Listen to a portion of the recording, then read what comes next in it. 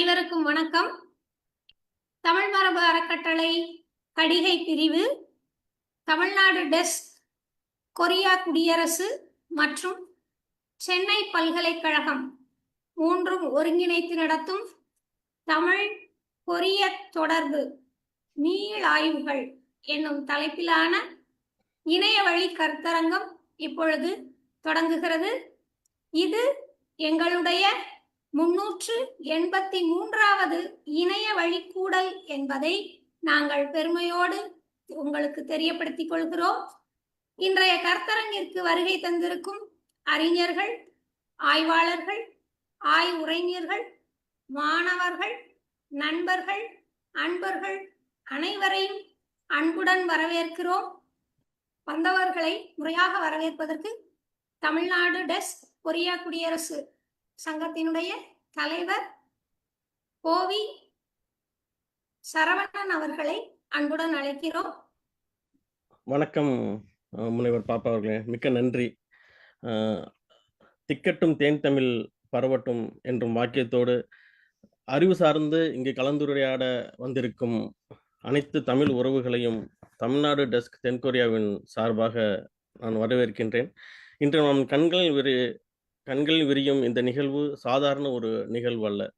இது கலாச்சாரங்களை இணைக்கும், மொழிகளை பாலமாக்கும், வரலாற்றை மீளச் செய்யும் ஒரு அரிய முயற்சியாக நான் இதை கருதுகிறேன். உறவுகள், கொரியாவிற்கும் தமிழுக்கும் இடையான உறவுகளை பல நூற்றாண்டுகளாகவே நாம் பேசிக்கொண்டிருந்தாலும் சமீப காலமாக நாம் மிகவும் ஆர்வத்துடனும் இதை நாம் மிகுந்த ஒரு தடயங்களோடு நாம் பேசிக்கொண்டு வருகின்றோம். இன்று நாம் அவற்றை புதிய பார்வையில் ஆராய்வது, புதிய புள்ளி விவரங்களோடு ஆவணப்படுத்துவது இன்றைய மாநாட்டின் முக்கிய நோக்கமாக விளங்குகிறது. தமிழ் மரபு அறக்கட்டளை, தமிழ்நாடு டெஸ்க் தென்கொரியா மற்றும் சென்னை பல்கலைக்கழகம் ஆகியவை இணைந்து இந்த மாபெரும் இணையவழி கருத்தரங்கை மிகுந்த மன மகிழ்ச்சியோடு ஏற்பாடு செய்துள்ளன. இந்த ஒத்துழைப்பு வெறும் நிகழ்வதற்காக அல்ல, இது ஒரு நாடுகளை அறிவு பரிமாற்றத்தை வலுப்படுத்தவும், ஆராய்ச்சி வாய்ப்புகளை உருவாக்கவும், மாணவர்கள் மற்றும் அறிஞர்களுக்கு இடையே கருத்துக்களை பரிமாற்றம் ஏற்படுத்தி ஒரு மேடையாக இது அமைகிறது. மொழி என்பது மனதை இயக்கும் பாலம் என்பார் வள்ளுவர். இந்த பாலத்தை நம்மால் முடிந்தவரை உறுதியாக கட்டுவதும் நம் கடமையாக இருக்கின்றது. தமிழ் மொழி தாய்மொழியாகவோ, பணிபுரியும் ஆர்வத்தால் ஆய்வு செய்யப்படும் பொருளாகவோ நம் மனங்களை இணைக்கும் இதய ஒற்றுமையாக நிகழ்கிறது. இத்தகைய ஒரு அருமையான வாய்ந்த நிகழ்வை கலந்து கொள்ளும் உங்களின் பங்களிப்பு இந்நிகழ்ச்சியின் வெற்றிக்கே அடையாளமாக அமையும். இந்த மாபெரும் நிகழ்ச்சிக்கு தொகுத்து வழங்கும் முனைவர் பாப்பா அவர்களையும், தமிழ் மரபு அறக்கட்டளையின் தலைவர் அக்கா சுபாஷினி அவர்களையும், துணைத் தலைவர் திரு கண்ணன் நாராயணன் அவர்களையும், நம்மளோடு வாழ்த்துறை வழங்க இருக்கும் திரு வள்ளலார் அவர்களையும், திரு ஆம்ஸ்ட்ராங் அவர்களையும் மற்றும் ஆய்வுரைகள் வழங்க இருக்கும் தமிழ் கொரியா ஆராய்ச்சியாளர்கள் அனைவரையும் வருக வருக என அன்போடு வரவேற்கின்றேன். நிகழ்வின் இறுதியாக நன்றி உரையாற்ற இருக்கும் திரு சங்கரநாராயணன் அவர்களையும் வருக வருக என வரவேற்கிறேன். இந்நிகழ்ச்சி எதிர்காலத்தில் கொரியா தமிழ் உறவுகளுக்கு ஆராய்ச்சி போன்றவற்றிற்கு இது ஒரு அடித்தளமாக அமையும் என்று நான் நம்புகிறேன். மீண்டும் ஒரு முறை அனைவரையும் வருக வருக என வரவேற்று என்னோட வரவேற்பு உரையை நான் நிறைவு செய்கிறேன். நன்றி, வணக்கம்.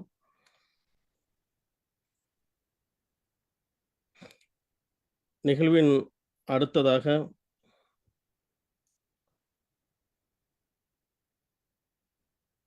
கடிகை தமிழ் மரபு அறக்கட்டளையின் கடிகை பற்றின ஒரு அறிமுகம் செய்ய முனைவர் பாப்பா அவர்களை நான் இங்கு அழைக்கின்றேன். நன்றி. மீண்டும் ஒரு முறை அனைவருக்கும் வணக்கம். தமிழ் மரபு அறக்கட்டளையின் பல்வேறு பிரிவுகளுள் முழுமையாக கல்விக்கென உருவாக்கப்பட்டது கடிகை எனும் இப்பிரிவு. கடிகை என்பதற்கு பல பொருட்கள் இருந்தாலும் கல்வி கற்பதற்கான ஓர் இடம் என்பது அடிப்படையாக கொண்டு இந்த பிரிவு உருவாக்கப்பட்டது.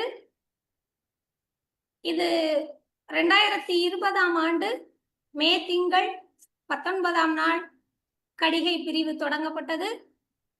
தமிழகத்தில் உள்ள மற்றும் வெளிநாடுகளில் உள்ள பள்ளிகள், கல்லூரிகள், பல்கலைக்கழகங்கள், கல்வி நிறுவனங்களில் நேரடியாகவும் மற்றும் இணைய வழியிலும் கருத்தரங்குகளையும் பயிற்சி பட்டறைகளையும் தொடர்ந்து நடத்தி கொண்டு வருகிறது.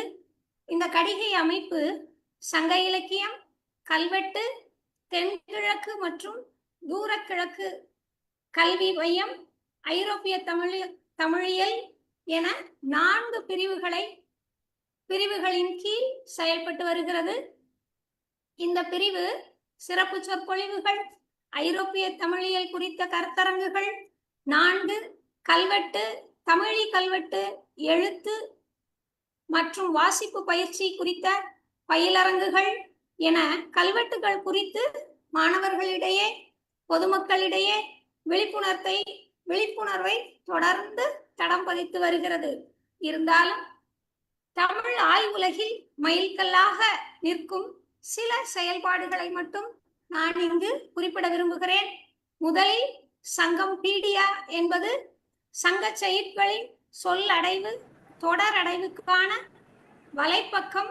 இது ஆய்வாளர்களுக்கும் மாணவர்களுக்கும் சங்க செய்யுள்களின் பொருள், அரும்பொருளை எளிமையாகவும் விரைவாகவும் அறிந்து கொள்ள உதவும் வகையில் பேராசிரியர் பாண்டியராஜா அவர்களால் உருவாக்கப்பட்டிருக்கும் இந்த வலைத்தளம் எங்களுடைய தமிழ் மரபு அறக்கட்டளையின் இணையதளத்தில் நீங்கள் இதை பார்த்து பயன்பெறலாம். இதில் சங்கச்சோலை, தொடரடைவு, அருஞ்சொற்களஞ்சியம் என்று 3 நிலைகளில் தரவுகள் வழங்கப்பட்டிருக்கின்றன. மொத்தமாக சொல்ல போனால் சங்க இலக்கியம் குறித்த AI என்றே இதை அழைக்கலாம். நீங்கள் சங்க இலக்கியம் குறித்து மற்றும் தமிழ் இலக்கியம் குறித்து எதை கேட்டாலும் இது உடனே நான் மீண்டும் கற்றுக்கொண்டு வருகிறேன் என்று AI போல உங்களுக்கு சொல்லாது, தரவுகளை உடனே தந்துவிடும். அடுத்ததாக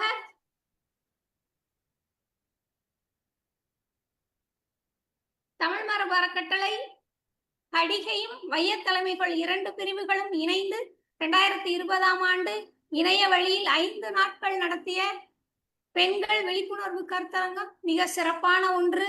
அதோடு சேர்த்து 2023ஆம் ஆண்டு மதுரை மடிர்ஷியா கிளப்புடன் இணைந்து மரபணு ஆய்வுகள் மூலம் தமிழ் வரலாற்றை தேடுவது என்பதை நோக்கமாக கொண்டு வேர்களை தேடி என்கிற தலைப்பில் கருத்தரங்கம் ஒன்றை நடத்தியது. மதுரை நாடாளுமன்றத்தினுடைய உறுப்பினர் சு. வெங்கடேசன் அவர்கள் இதை தொடங்கி வைத்தது இதற்கு மேலும் சிறப்பை தருகிறது. அடுத்ததாக மட்டக்களப்பினுடைய வரலாறு, சமூகம், பண்பாடு என்கிற தலைப்பில் 2 நாள் இணையவழி கருத்தரங்கை நடத்தியதோடு தொடர்ந்து கடந்த வருடம் இலங்கை மட்டக்களப்பு மாகாணத்தில் மாகாண ஆளுநர் அலுவலகத்துடன் இணைந்து உலக தமிழ் கலை இலக்கிய மாநாடு ஒன்றை நடத்தி தனது மகுடத்தில் மேலும் ஒரு வைரத்தை பதித்துக் கொண்டது. இந்த உலக தமிழ் மாநாட்டுக்கு நாங்கள் தமிழ் மரபு அறக்கட்டளையினுடைய செயற்குழு உறுப்பினர்கள் நாங்களும் சென்றிருந்தோம். அந்த மாநாட்டை சிறப்பாக நடத்தி அதில் நாங்கள் மட்டக்களப்பு பற்றிய ஒரு நூலையும் நாங்கள் நடத்தினோம். அடுத்ததாக இந்த கடிகை பிரிவு சென்னை பல்கலைக்கழக ஆங்கிலத்துறை, தமிழ் மேம்பாட்டு சங்க பலகை, அழிவு நிலை மொழிகள் நடுவம் ஆகியவற்றுடன் இணைந்து தமிழ் கொரிய தொடர்பு கருத்தரங்கம் ஒன்றினை கடந்த ஏப்ரல் மாதம் 29ஆம் நாள் சென்னை பல்கலைக்கழகத்தில் நேரடியாக நடத்தியது.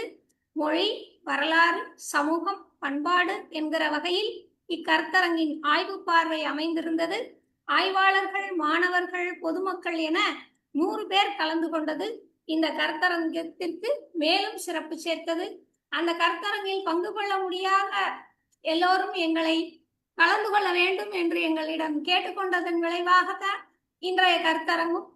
அடுத்ததாக இந்த கருத்தரங்கினுடைய தொடர்ச்சியாக கருத்தரங்கத்தில் விவாதிக்கப்பட்ட ஆய்வு கருத்துக்கள் நூலாக்கம் பெற்று இம்மாதம் 9ஆம் தேதி தமிழக முதல்வர் மு.க. ஸ்டாலின் அவர்களால் நூலாக்கம் பெற்று அவர்களால் வெளியிடப்பட்டது. என்பதை தமிழ் மரபு அறக்கட்டளை பெருமையோடு இங்கு கூறிக்கொள்கிறது. அடுத்ததாக இன்றைய கருத்தரங்கம். இவ்வகையில் கடிகை தனது செயல்பாடுகளை தொடர்ந்து செய்து வருகிறது. கடிகை என்பதனுடைய பொருள் கல்வியில் திறம்பெற்றோர் இருக்கும் குழு என்று அறிஞர் ஐராவத மகாதேவன் அவர்கள் குறிப்பிடுகிறார்கள். பழங்காலத்தில் பள்ளிகளாக, அதாவது உயர் ஆய்வு மையங்களாக இருந்து செயல்பட்டுள்ளதை நாம் அனைவரும் அறிவோம். அவ்வகையில் இன்று இக்குழுவில் இணைந்திருக்கும் நாம் அனைவரும் தமிழ் கொரிய உறவுகள் குறித்து திறம்பெறுவோம் என்று கூறி கடிகைக்கான அறிமுகத்தை நான் இத்துடன் முடித்துக் கொள்கிறேன். நன்றி. நன்றி முனைவர் பாப்பா. மிக அழகாக கடிகை மற்றும் தமிழ் மரபு அறக்கட்டளையின் செயல்பாடுகளை அழகாக தொகுத்து வழங்கினீர்கள்.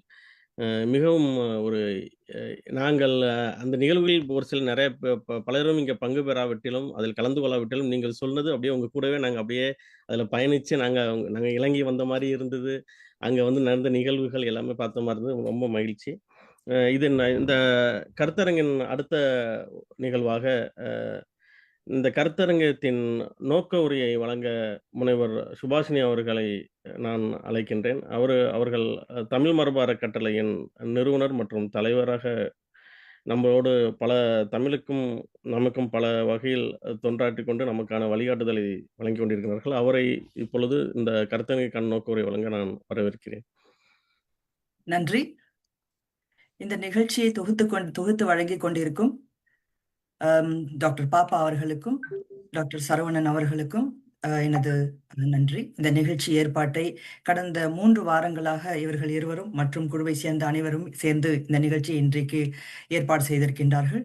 இந்த நிகழ்ச்சிக்கு சிறப்பாக வருகை தந்திருக்கின்ற திருமிகு வள்ளலார் இ. ஆப்பா அவர்களுக்கும், அவர் ஆணையர், வெளிநாடு வாழ் தமிழர்களின் மறுவாழ்வு மற்றும் நலனுக்கான ஆணையராக பொறுப்பேற்றிருக்கின்றார் தமிழக அரசில், அவருக்கும், மற்றும் சென்னை பல்கலைக்கழகத்தின் துணைவேந்தர் கூட்டுனர் குழுவின் உறுப்பினராக இன்று பொறுப்பேற்றிருக்கின்ற முனைவர் சு. ஆம்ஸ்டாங் அவர்களுக்கும், மற்றும் இன்றைக்கு சிறப்பாக நான் தனது முனைவர் வைஜெயந்தி ராகவன் அவர்கள் பேராசிரியர், கொரிய கல்வியியல் மையத்தை சார்ந்த டெல்லியிலிருந்து வந்திருக்கின்ற ஜவஹர்லால் நேரு பல்கலைக்கழகத்தைச் சேர்ந்தவர். அடுத்து நமது முனைவர் கண்ணன் அவர்கள் இருக்கின்றார், இணை தோற்றுனர் மற்றும் துணைத் தலைவர், தமிழ் மரபு அறக்கட்டளையின் துணைத் தலைவர், இயக்குநராகவும் தென்கிழக்கு மற்றும் தூரக்கிழக்கு கல்விக்கான பிரிவின் பொறுப்பாளராகவும் இருக்கின்றார்.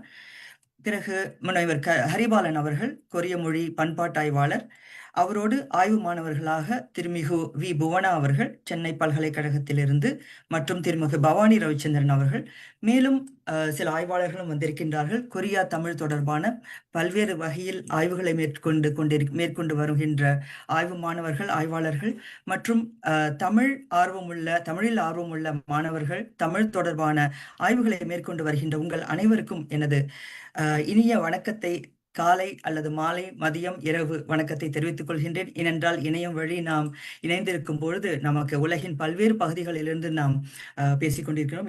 எனக்கு இங்கு ஜெர்மனியிலிருந்து காலை 11 மணி. இப்பொழுது உங்களுக்கு நிச்சயமாக பல்வேறு நேரத்தில் நீங்கள் இருப்பீர்கள். ஆகவே உங்கள் அனைவரையும் நாங்கள் இந்த நிகழ்ச்சிக்கு வரவேற்கின்றோம். முதலில் தமிழ் மரபு அறக்கட்டளை பற்றிய ஒரு அறிமுகத்தை வழங்கிவிட்டு எனது நோக்க உரையை நான் தொடங்கலாம் என்று நினைக்கின்றேன்.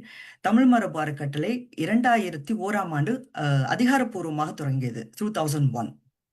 இப்போ ஏறக்குறைய 2 ஆண்டுகளாக, அதாவது நான் ஜெர்மனிக்கு சென்றிருந்த நேரம், நாம் மலேசியாவிலிருந்து உயர்கல்விக்காக ஜெர்மனிக்கு சென்றிருந்த நேரத்தில் அங்கு சந்தித்த பேராசிரியர் கண்ணன் மற்றும் பேராசிரியர் கல்யாண சுந்தரம் ப்ராஜெக்ட் மதுரை என்ற ஒரு திட்டத்தை உருவாக்கி இருந்தவர்.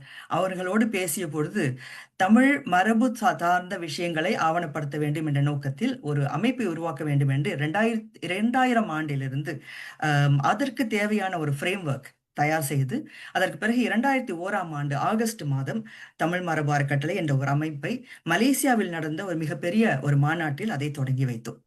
இப்போ 2001ஆம் ஆண்டு தொடங்கி இன்றைக்கு நாம் 25வது ஆண்டில் நாம் செல்லவிருக்கின்றோம். அதாவது 24 ஆண்டுகள் தமிழ் மரபு அறக்கட்டளை பயணம் செய்து வருகின்றது.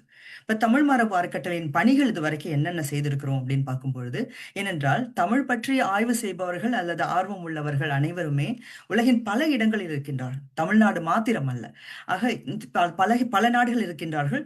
தமிழின் மரபு அல்லது தமிழின் வரலாறு அல்லது பண்பாடு சார்ந்த விஷயங்கள் என்று பார்க்கும் பொழுது அது உலகம் முழுவதும் பரவி இருக்கின்றது. வெறும் தமிழ்நாட்டிற்கு மாத்திரம் உரியதாக இல்லை. ஆக இந்த அனைத்து விஷயங்களையும் நாம் எந்த வகையில் ஒரு தொண்டூழிய வகையாக ஆர்வத்துடன் செய்ய வருபவர்களுக்கு வரவேற்று அவர்களது ஆர்வத்தோடு ஆய்வுபூர்வமாக அதனை வரவேற்று நாம் எப்படி ஆவணப்படுத்தலாம் என்ற வகையில் தான் தமிழ் மரபு அறக்கட்டளையின் பணிகள் தொடங்கியன. முதல் 2 வருடங்கள் தமிழ் தொடர்பான ஆய்வுகள், கற்றல், நேரடி களப்பணிகள் என்ற வகையில் இருந்தது.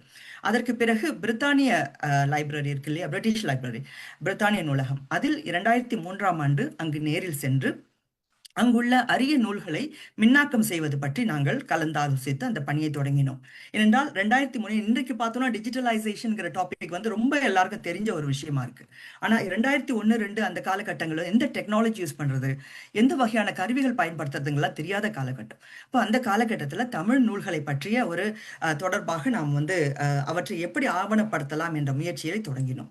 ஸோ அந்த தொடர்பான சில பணிகளை வந்து விளக்கும் பொழுது நான் உங்களுக்கு கட்டாயமாக தமிழ் மரபு அறக்கட்டளை வலைப்பக்கத்தை நான் காட்ட வேண்டியது அவசியம் என்று நினைக்கின்றேன். முதல்ல உங்களுக்கு அந்த வலைப்பக்கங்களோடு நான் காட்டிக்கொண்டு செல்வது சிறப்பாக இருக்கும்.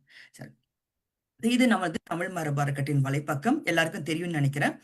அப்படி தெரியவில்லை என்றால் இடையில் நீங்கள் குறுக்கிட்டு நீங்கள் பேசலாம். சரி, இது தமிழ் மரபு அறக்கட்டளையின் வலைப்பக்கம். இதுக்கு tamilheritage.org என்ற வலைப்பக்கத்திற்கு நீங்கள் சென்றீர்கள் என்றால் அனைத்து தகவல்களும் இங்கே வழங்கப்பட்டிருப்பதையும் அண்மைய தகவல்கள் இங்கு வருவதையும் நீங்கள் காணலாம். ஸோ கடிகை என்பது இதன் ஒரு பிரிவு. அந்த கடிகையின் வழியாகத்தான் இன்றைக்கு நமது கொரிய தமிழ் பண்பாட்டு ஆய்வுகளாக இன்றைய நிகழ்ச்சி நடைபெற்று கொண்டிருக்கின்றது. அதில் நாம் காணும் பொழுது இதன் ஆரம்ப கால நிகழ்ச்சிகள் என்று பார்க்கும்போது நமது வலைப்பக்கத்தை காணலாம். இது வந்து 2001ஆம் ஆண்டு நாம் தொடங்கிய வலைப்பக்கம். இதில் தமிழ் ஹெரிட்டேஜ் ஃபவுண்டேஷன் இதெல்லாம் ஆரம்பத்தில் இருக்கிறது பார்க்கலாம். ஏன்னா பழைய ஸ்டைலில் அது எப்படி இருக்கும், வெப்சைட் எப்படி இருக்கும்னு கூட பார்த்துருப்பீங்க நீங்க. இப்போ இதில் வந்து எப்படி வந்து ஒரு மின்னூலை எப்படி ஆராய்வது, மின்னூலை எப்படி உருவாக்குவது, ஓலைச்சுவடி எப்படி நாம் ஆராய்வது அப்படிங்கிற வகையில் இந்த வலைப்பக்கத்தை வந்து நிறைய தகவல்களோடு அந்த காலகட்டத்தில் நம்ம உருவாக்கி இருந்தோம். இதுதான் நம்மளுடைய ஆரம்ப கட்ட முதல் பணியாக இருந்தது. இதற்காக இப்ப என்னை போன்றவர்கள் நிறைய பேர் தமிழ்நாட்டிற்கு சென்றதில்லை, ஆக இந்தியாவுக்கு வந்ததில்லை. ஆக தமிழ்நாட்டிற்கு வந்துதான் இந்த ஆய்வுகளை தொடங்க வேண்டும் என்ற ஒரு பணி ஆரம்பிக்கப்பட்ட பிறகு தமிழ்நாட்டிற்கு வருவதை ஒரு தொடர்ச்சியாக வைத்துக்கொண்டு பல திட்டங்களை தொடர்ச்சியாக நாங்கள் உருவாக்கி செயல்படுத்தி கொண்டு வருவதை ஒரு கடமையாக வைத்திருந்தோம் அந்த காலகட்டத்தில். சரி, அடுத்ததாக இந்த வலைப்பக்கத்தில் நாம் காணும் பொழுது இருங்க. சரி, அடுத்ததாக தமிழ்நாட்டில் இருக்கின்ற மாணவர்களுக்கும் சரி, ஆய்வாளர்களுக்கும் சரி, ஒரு மரபு சின்னத்தையோ அல்லது வரலாற்று ஆவணத்தையோ எப்படி பாதுகாப்பது என்பதை பற்றிய தகவல்கள் வழங்க வேண்டும் என்ற வகையில் மின்னாக்க பட்டறைகளை தொடர்ந்து செய்து கொண்டு வந்தோம். பிறகு களப்பணிகள், தமிழகத்தில் இருக்கின்ற பல கிராமங்களுக்கு நேராக சென்று அங்குள்ள விஷயங்களை ஆய்வு செய்வது, ஆவணப்படுத்துவது என்ற பணிகளையும் தொடர்ந்து மேற்கொண்டு வந்தோம். பிறகு மின்னூல்கள் தயாரிப்பு, அப்புறம் வந்து ஆரல் ட்ரெடிஷன் சொல்றோம் இல்லையா, அந்த மாதிரி வாய்மொழி இலக்கியங்கள். இப்ப வந்து ஒவ்வொரு ஊருக்கும் ஒவ்வொரு சொற்கள் இருக்கின்றன.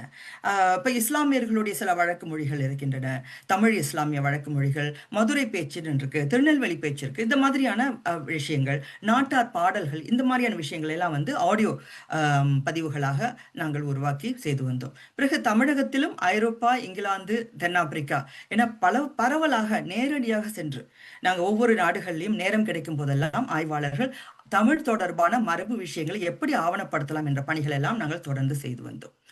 இதுல மிக முக்கியமானது என்னன்னா 2010ஆம் ஆண்டில் தமிழ் பல்கலைக்கழகத்தோடு இணைந்த வகையில் ஓலைச்சுவடி தேடுதல் என்ற ஒரு பணியை செய்து அதன் வழியாக தமிழ்நாட்டில் ஏராளமான ஓலைச்சுவடிகள் அவை தமிழ் பல்கலைக்கழகத்தில் வழங்கப்பட்டு அவை இன்று வரை ஆவணப்படுத்தப்பட்டு வருகின்றன என்பது மிகப்பெரிய ஒரு பணியாக தமிழ் மரபு அறக்கட்டளையின் ஒரு பெரிய ஒரு கான்ட்ரிபியூஷன் என்று சொல்லலாம்.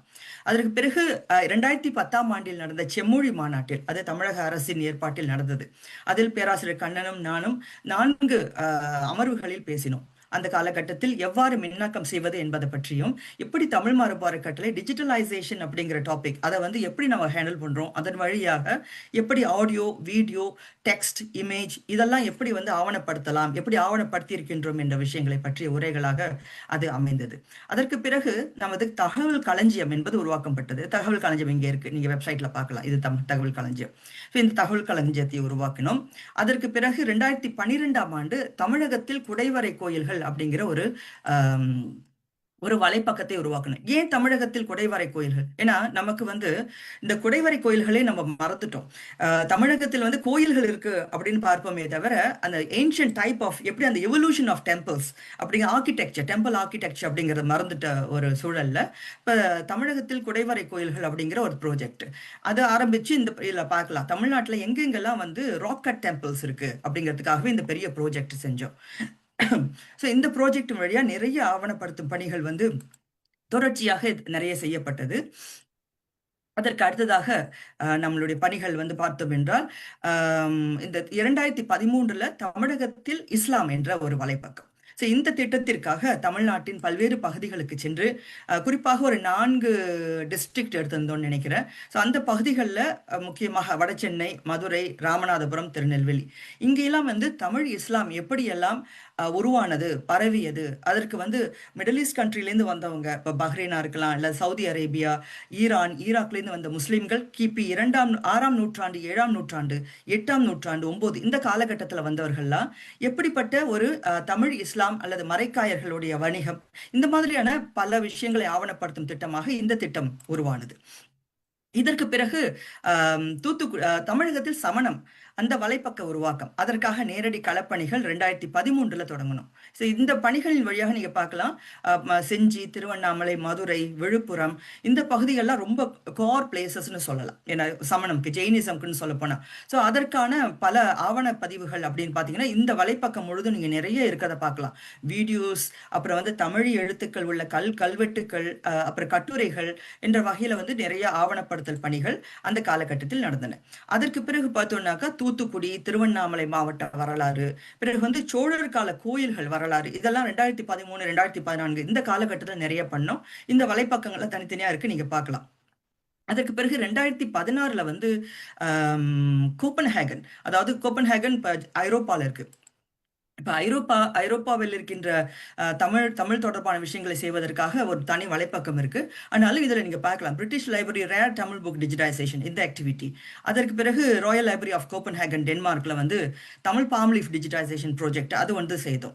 இந்த ப்ராஜெக்டின் வழியாக நமக்கு வந்து நிறைய விஷயங்கள், அங்க வந்து டென்மார்க்ல இருக்கிற ஆவணங்களை பற்றிய தகவல்கள்லாம் நமக்கு நிறைய கிடைத்தது.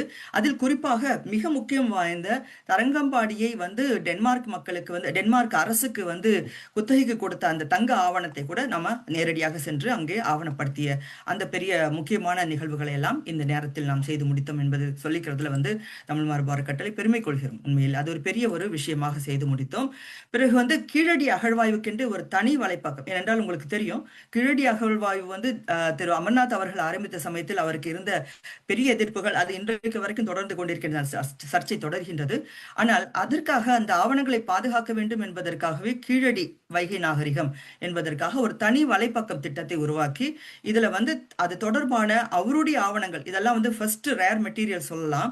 அவருடைய ஆரம்பகால அகழாய்வு குறிப்புகள்ல இருந்து பிறகு நிறைய பேட்டிகள், இதுல வந்து தொடக்க கால பேட்டிகள், நூல்கள் பற்றிய தகவல்கள் என்று பல விஷயங்கள் இருக்கும் வகையில் இந்த வலைப்பக்கம் வந்து ஒரு சிறந்த கீழடிக்கான ஒரு ரிசோர்ஸ் சென்டரா அது இருக்கும் அப்படிங்கிறத வந்து உறுதி செய்யலாம். பிறகு 2017 தமிழ் மரபு அறக்கட்டளை பிரான்ஸ் பாரிஸ்ல உள்ள பிரான்ஸ் தேசிய நூலகத்துல வந்து தமிழ் ஆவணங்கள் ஆய்வு செய்தோம். இது தொடர்பா வந்து நம்ம பார்த்தோம்னாக்கா நம்ம முதல் வலைப்பக்கத்திலே வந்து ஒரு வீடியோ ஒன்று இருப்பதை நீங்க பார்க்கலாம். பிரெஞ்சுக்காரர்கள் தமிழ் ஆவண முயற்சிகள் அப்படின்னு ஒரு வீடியோ ஒன்று இருக்கு. இதற்குன்னு ஒரு தனி வலைப்பக்கம் வேற இருக்கு, இந்த சைட்ல நீங்க பார்க்கலாம். அதற்கு பிறகு 2018 ஜெர்மனியில் இருக்கிற ஹாலி பிராங்க கல்விக்கூடத்துல வந்து தமிழ் ஆவணங்கள் மின்னாக்க பணி அது தொடங்கணும். ஸோ இந்த வலைப்பக்கம், இது இந்த வலைப்பக்கத்துல பார்க்கலாம் நீங்க தொடர்பான விஷயங்கள். அதுக்குள்ள போகல, இது வீடியோ மற்ற டீட்டெயில்ஸ் அதில் இருக்கும், நீங்க பார்க்கலாம். பிறகு டிஜிட்டல் மெட்ராஸ் வலைப்பக்கம். ஸோ மெட்ராஸ் கூடிய வரலாற்றை ஆவணப்படுத்த வேண்டும் என்பதற்காகவே டிஜிட்டல் மெட்ராஸ் அப்படிங்கிற ஒரு வலைப்பக்கத்தையும் தமிழ் மரபு அறக்கட்டளை அந்த காலகட்டத்தில் தொடங்கணும். ஸோ இந்த வலைப்பக்கத்துக்கு நீங்கள் சென்றீர்கள் என்றால் மெட்ராஸில் இருக்கின்ற பல்வேறு வரலாற்று விஷயங்கள் இதில் ஆவணப்படுத்தப்பட்டிருக்கின்றன. நிறைய விஷயங்களை தொடர்ந்து நாங்கள் ஆவணப்படுத்தி கொண்டே வருகின்றோம். இது ஒரு பெரிய தகவல் களஞ்சியமாக இருக்கு. அதற்கு பிறகு 2019 தமிழ் மரபு அறக்கட்டளை ஜெர்மனியில திருவள்ளுவருக்கு 2 ஐம்பொன் சிலைகள் வைத்தோம். இது மிகப்பெரிய ஒரு நிகழ்ச்சி. ஏனென்றால் ஐரோப்பாவில் வைக்கப்பட்ட முதல் திருவள்ளுவர் சிலை என்பது மட்டுமல்ல, உலகில் முதலில் வைக்கப்பட்ட ஐம்பொன் சிலைகள் என்ற பெருமையும் தமிழ் மரபு அறக்கட்டளைக்கு உள்ளது அப்படிங்கிறதையும் சொல்லிக்கிறதில் நாங்கள் பெருமைப்படுகின்றோம். பிறகு 2019 முடிந்த பிறகு அதே காலகட்டத்தில் தான் இலங்கை தமிழ் வரலாற்றுக்குன்னு ஒரு வலைப்பக்கம் ஒன்றையும் உருவாக்கினோம்.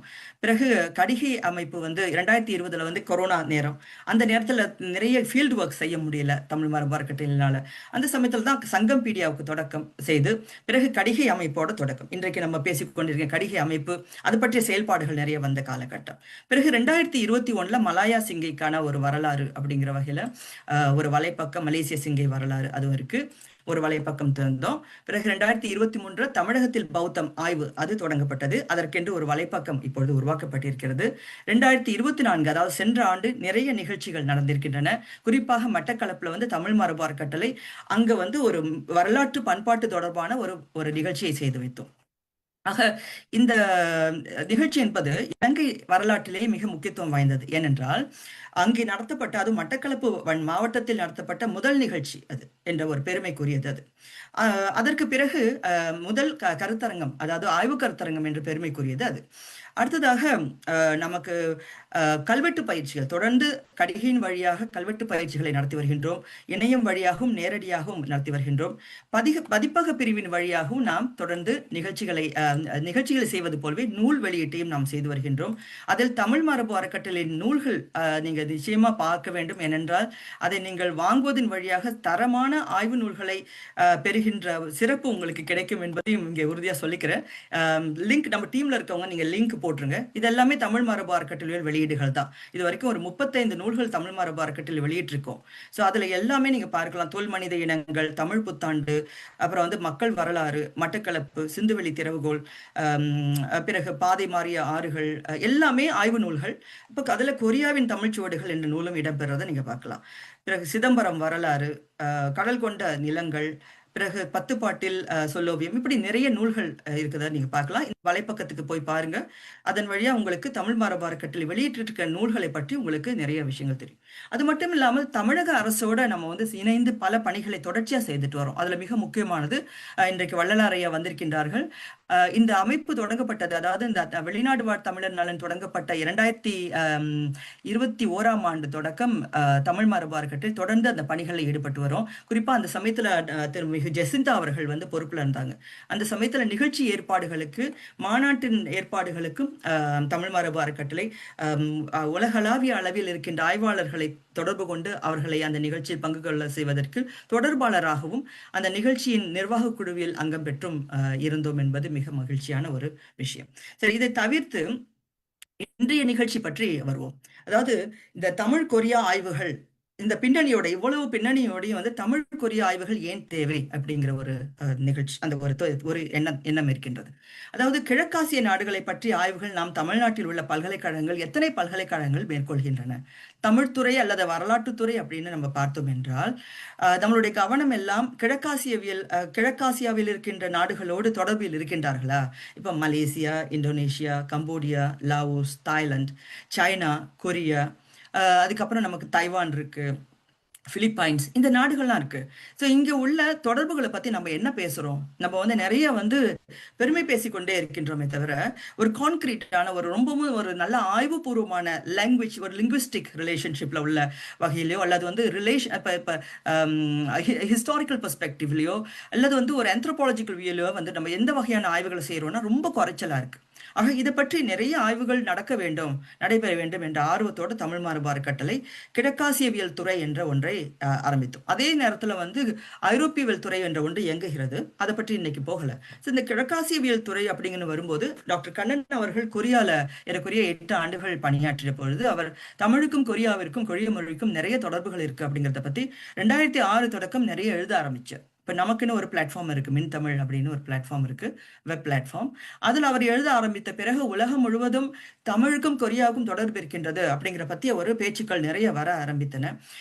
அந்த காலகட்டத்தில் தான் நாங்கள் தமிழ் மரபு அறக்கட்டளையும் இந்த ஆய்வையும் நாம் முன்னெடுக்கலாம் என்ற வகையில் தொடர்ந்து செயல்பட்டு வந்தோம். அதில் 2014 நினைக்கிறேன் அந்த காலகட்டத்தில் ஒரு இபுக் ஒன்று, இதே வகையில் ஒரு ரிசர்ச் இபுக் ஒன்று தமிழ் கொரிய தொடர்புகளை பற்றி வெளியிட்டோம்.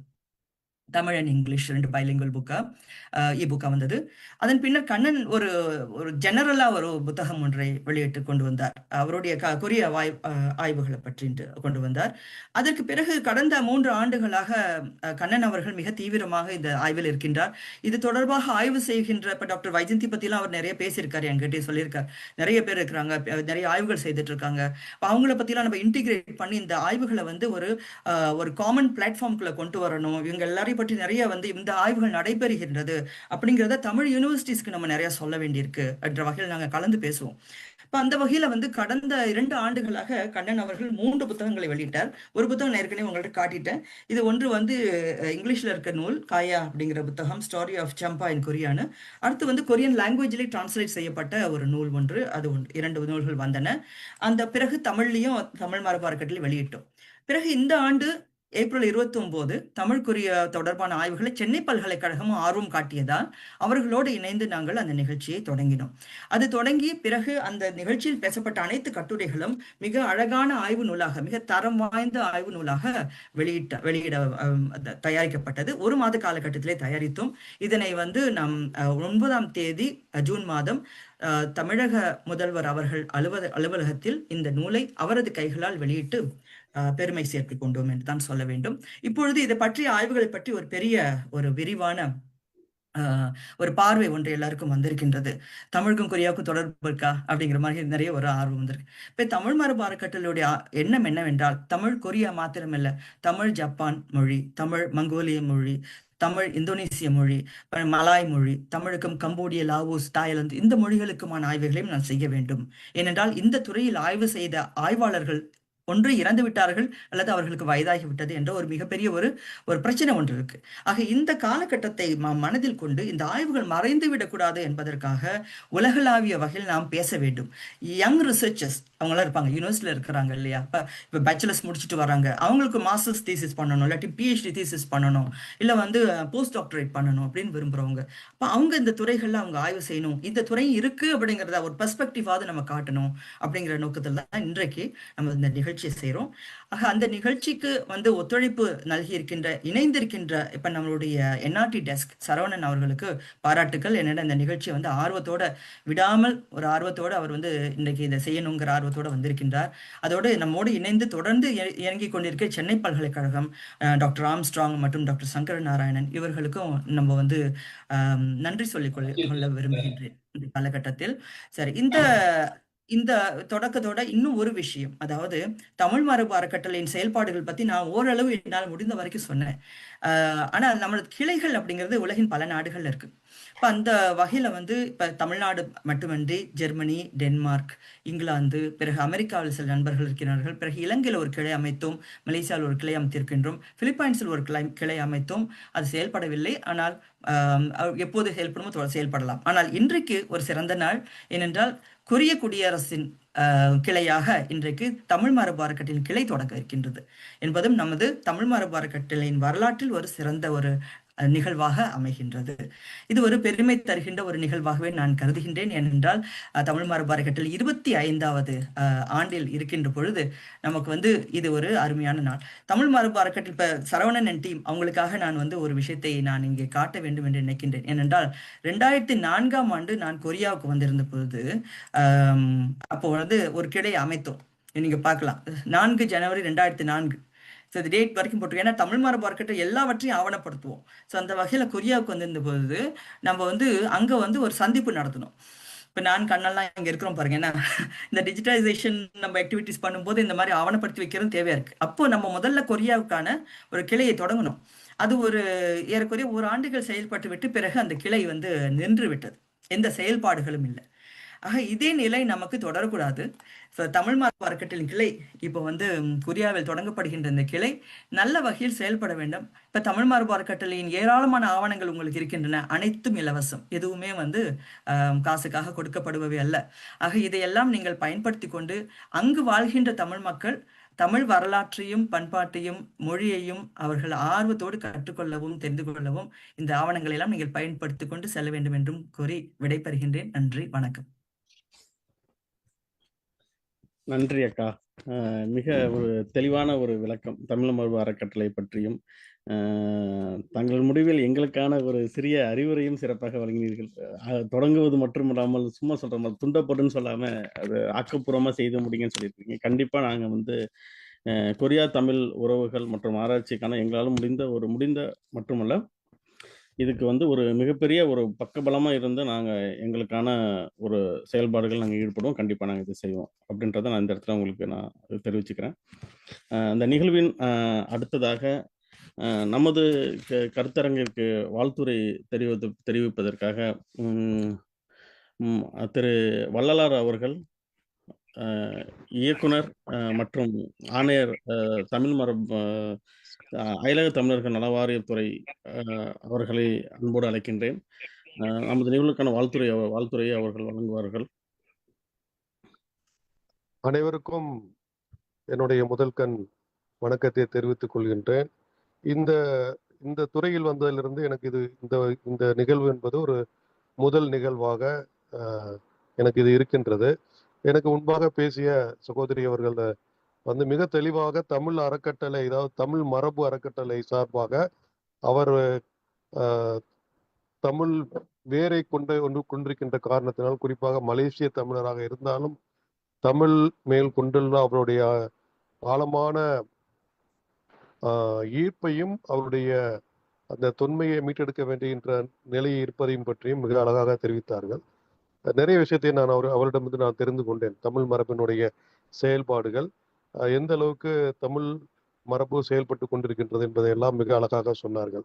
நான் வந்து இப்போ சேர்ந்த ஆல்மோஸ்ட் ஒரு 2.5 மாசம் தான் ஆச்சு. இதற்குள் நான் வந்து இந்த துறையை பற்றி அறிந்து கொண்டு தற்பொழுது இமீடியட்டாக இப்போ உடனடியாக வேர்களை தேடி என்ற நிகழ்வு வருகின்ற ஜூன், ஜூலை, ஆகஸ்ட் 1ஆம் தேதி நடக்க இருப்பதால் அது தொடர்பாக உலகத்தில் வாழ்கின்ற புலம்பெயர்ந்த தமிழர்கள், அதாவது குறிப்பாக கலோனியல் பீரியட்ல நம்ம மக்களை வந்து அவர்கள் தோட்டத்தில் வேலை செய்வதற்காக உலகத்தினுடைய பல்வேறு பகுதிகளில் வந்து காலனி ஆதிக்கத்தால் கொண்டு போன அந்த மக்களை தொடர்பு கொள்கின்ற வேலையில் முழு மூச்சாக ஈடுபட்டிருக்கின்றோம். அவ்வாறு நாங்கள் முயற்சி எடுக்கும் பொழுது முதல் முறையாக நம்ம கம்போடியா, வியட்நாம், லாவோஸ் போன்ற பகுதிகளை தமிழர்கள் அவர்கள் வந்து சோழர் காலத்திலே போன வரலாறும் அது சம்பந்தமாக தேடி அலையும் பொழுது எங்களுக்கு எந்தவித ஆவணமோ அல்லது எந்தவித தொடர்போ எது வழியாகவும் கிடைக்கிறதுக்கு எங்களுக்கு இல்லை. அதனால வந்து அவர்களை இங்கு வந்து கொண்டு வரதில் இன்று வரையில் நாங்கள் சிரமப்பட்டு கொண்டிருக்கின்றோம். இதற்கு முன்பாக வந்து வேர்களை தேடி என்ற நிகழ்வில் ஐரோப்பாவிலும் இருந்தும் அமெரிக்கா மற்றும் ஆஸ்திரேலியா பகுதியிலும் இருந்தும் கலந்து கொண்டார்கள். இந்த தடவை வந்து நான் என்ன சொல்லியிருக்கேன்னா, குறிப்பாக முதல் ப்ரையாரிட்டி அது வந்து இந்த கலோனியர் பீரியட்ல வந்து பஞ்சத்தை ஒட்டி 1857 நினைக்கிறேன், அந்த காலத்தை ஒட்டி பஞ்சத்தை ஒட்டி இங்கிருந்து பெருவாரியான மக்கள் வந்து புலம்பெயர்ந்து ஒவ்வொரு காலனி ஆதிக்க நாடுகளுக்கு வந்து குடியமர்த்தப்பட்டார்கள். வறுமையின் காரணமாக அவர்கள் போய் அங்கேயே செட்டில் ஆகி அந்த லோக்கல் இனத்தோடையே கலந்து அவர்கள் ஒன்று தண்டு தமிழையும் தங்கள் வேர்களையும் மறந்து விட்டார்கள். அல்லது தமிழ் மொழியை, தமிழ் கலாச்சாரத்தை தங்களுடைய பெயர்களிலும் அல்லது தங்கள் கும்பிடுகின்ற சாமிகளிலும் மட்டும் வந்து வச்சுக்கிட்டு அது 2 தான் ஐடென்டிட்டியா இருக்கு, நம்ம மொழி மறந்து போச்சு என்ற நிகழ்வு எல்லாம் இதை தேடும் பொழுது எனக்கு அது ஒரு நிகழ்வாக எனக்கு பட்டுச்சு. அதே மாதிரி வந்து இந்தோனேசியால மேடான் போன்ற பகுதிகளில் 18ஆம் நூற்றாண்டுல மக்கள் போனதாக அறியப்பட்டு மிக சிரமப்பட்டு ஒரு 3 நபர்களை அந்த பகுதியிலிருந்து பிடித்தோம். அதே மாதிரி பார்த்தீங்கன்னா பிரெஞ்சு கயானா, அப்புறம் வந்து காண்டிலோப், அப்புறம் வந்து டொபாக்கோ அண்ட் இன்னொரு டிடரண்ட் என்ற ஐலாண்டு, இந்த பகுதியில் தமிழர்கள் வந்து கொண்டு செல்லப்பட்டிருக்கின்றார்கள் நம்முடைய பிரெஞ்சு காலனி ஆதிக்கத்தினால். அதே மாதிரி வந்து இவங்க டேனிஷ் பீப்புளும் சில பகுதிகளில் அந்த தரங்கம்பாடி பகுதியிலிருந்து அங்கு கொண்டு சென்றிருக்கின்றார்கள் பல்வேறு பகுதிகளில். ஆப்பிரிக்காவில் உகாண்டாலையும் மட்டும்தான் எங்களால் வந்து ஆட்களை கண்டுபிடிக்க முடிச்சு, அங்கும் தமிழர்களை வந்து கண்டுபிடிக்க முடியலை என்பது வந்து ஒரு நிகழ்வு. நான் வந்து இப்பொழுது தமிழர்கள் சுதந்திர இந்தியாவில் கல்வியிலும் அறிவிலும் சிறந்து விளங்கி உலகம் முழுவதும் பரவி பல்வேறு பல்வேறு பெரும் கம்பெனிகள் எல்லாம் வந்து ஒரு ஒரு அதிகாரமிக்க பதவிகளில் இருக்கின்ற சூழலை பார்க்கும் பொழுது அந்த கால தமிழர்கள் எப்படி இருந்தாங்க, இந்த கால தமிழர்கள் ஒரு கல்வியில் சிறந்திருக்கின்ற காரணத்தினால் இந்தியாவிலவே தமிழ் இனம் மிக சிறந்ததாகவும் பல்வேறு ஆராய்ச்சியாளர்களை கொண்டதாகவும் தற்பொழுது நம்முடைய சுபாசினி போன்றவர்கள் தம்முடைய மரபுகளை மீட்கெடுக்க வேண்டும் என்று எண்ணத்துல வந்து நம்முடைய கடல் கொண்ட நாடுகள் அதை எல்லாத்தையுமே வந்து ஆவணப்படுத்திட்டு இருக்காங்க. மிக மகிழ்ச்சி. அப்புறம் வந்து இதுல நான் அவங்க பேசும் பொழுது ஒண்ணு நான் கவனிச்சேன். நீங்க வந்து கடல் கொண்ட நாடுகள், சென்னை வரலாறு, அப்புறம் வந்து பல்வேறு பகுதியுடைய வரலாறை நீங்க வந்து தொகுக்கிறீங்க. பட் நம்மள இப்ப இப்ப வந்து பாத்தீங்கன்னா நாங்க ஒரு திட்டத்தை இப்ப அறிவிச்சிருக்கோம்.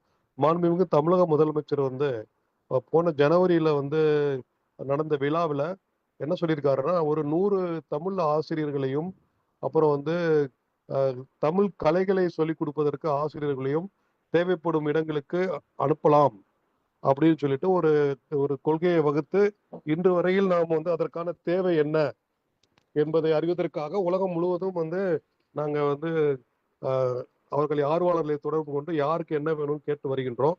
இது வரைக்கும் எங்களுக்கு எந்த ஒரு ஒரு தொடர்பும் வரல. இப்போ அடுத்ததாக அதை என்ன செய்யலாம் என்பது சம்பந்தமாக ஆலோசித்து வருகின்றோம். இதுல பார்க்கும் பொழுது நிறைய குறிப்பாக ஜப்பான்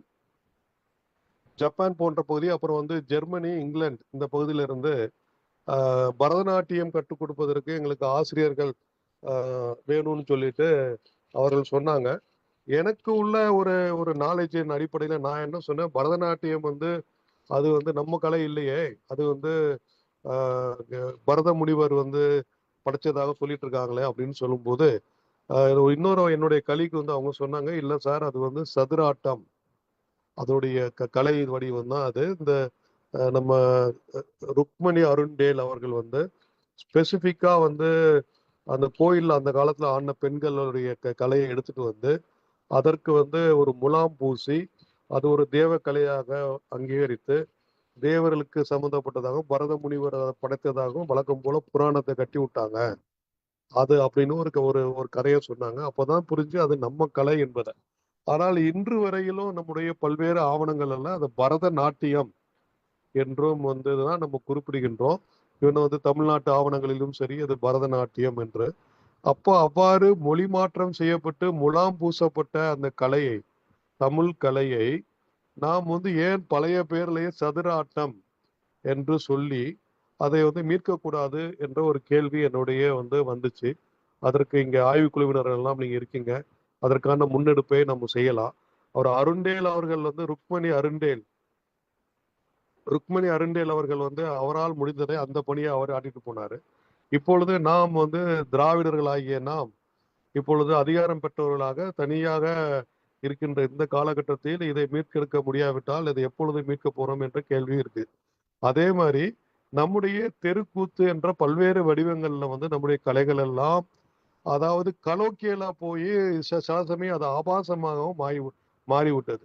எப்படியே வந்து ருக்மணி அருண்டேல் அவர்கள் அதை கொண்டு போய் அந்த கலையை கொண்டு போயிட்டு அதுக்கு வந்து ஒரு தேவ லட்சணம் கொடுத்து அதை வந்து எப்படி வந்து மேல பெரிய அளவுல எங்க பார்த்தாலும் பரதநாட்டியம் என்ற ஒரு நிலையை ஏற்படுத்தினாரோ அதே மாதிரி இங்க உள்ள தமிழறிஞர்கள் எல்லாம் எடுத்து நம்முடைய தெருக்கூத்துகள், நம்முடைய பல்வேறு கரகாட்டத்திலிருந்து அதற்கான அந்த அந்த அந்த தொன்மையை மாறாமல் அதற்கான ஒரு ஒரு என்ன சொல்றது ஒரு நல்ல ஒரு போரத்துல அதை நம்ம வந்து டிஸ்பிளே பண்ற மாதிரியான ஒரு ஆய்வுகளை, அதாவது நம்முடைய இவன் வந்து காலேஜஸ் எல்லாம் கூட இருக்கு, ஆர்ட்ஸ் காலேஜ், தட் மீன்ஸ் இயல் இசை நாடக அதுக்கு அந்த நம்ம கல்லூரிகள்லாம் இருக்கு, யூனிவர்சிட்டி எல்லாம் இருக்கு. அதற்கான ஆய்வுகளையும் அதை எப்படி வந்து ஒரு அழகான ஒரு போரத்துல எப்படி நாம் வந்து அதை பயன்படுத்தலாம் என்ற ஆய்வுகளை மேற்கொண்டு அதையெல்லாம் மீட்டு அது மக்களோட கலையாக அது இருக்கின்றது என்பது ஒரு பக்கம் உண்மையாக இருந்தாலும் அதற்கு அவ்வாறு மக்களோடு மக்களாக எளிய மக்களினுடைய கலையாக அது இருக்கின்ற காரணத்தினால் அதுக்கு மரியாதை இல்லாம போயிடுச்சு. இப்போ வந்து அது வந்து ஒண்ணு கோயில் திருவிழாலையும் வேற ஏதாவது ஒரு ரெக்கார்ட் டான்ஸோட சேர்ந்து ஆடுகின்ற ஒரு கலையாக போச்சு. அந்த கலைஞர்களுக்கு மரியாதை இல்லை என்ற காரணத்தினால் அந்த கலையும் அழிந்து கொண்டிருக்கின்றது.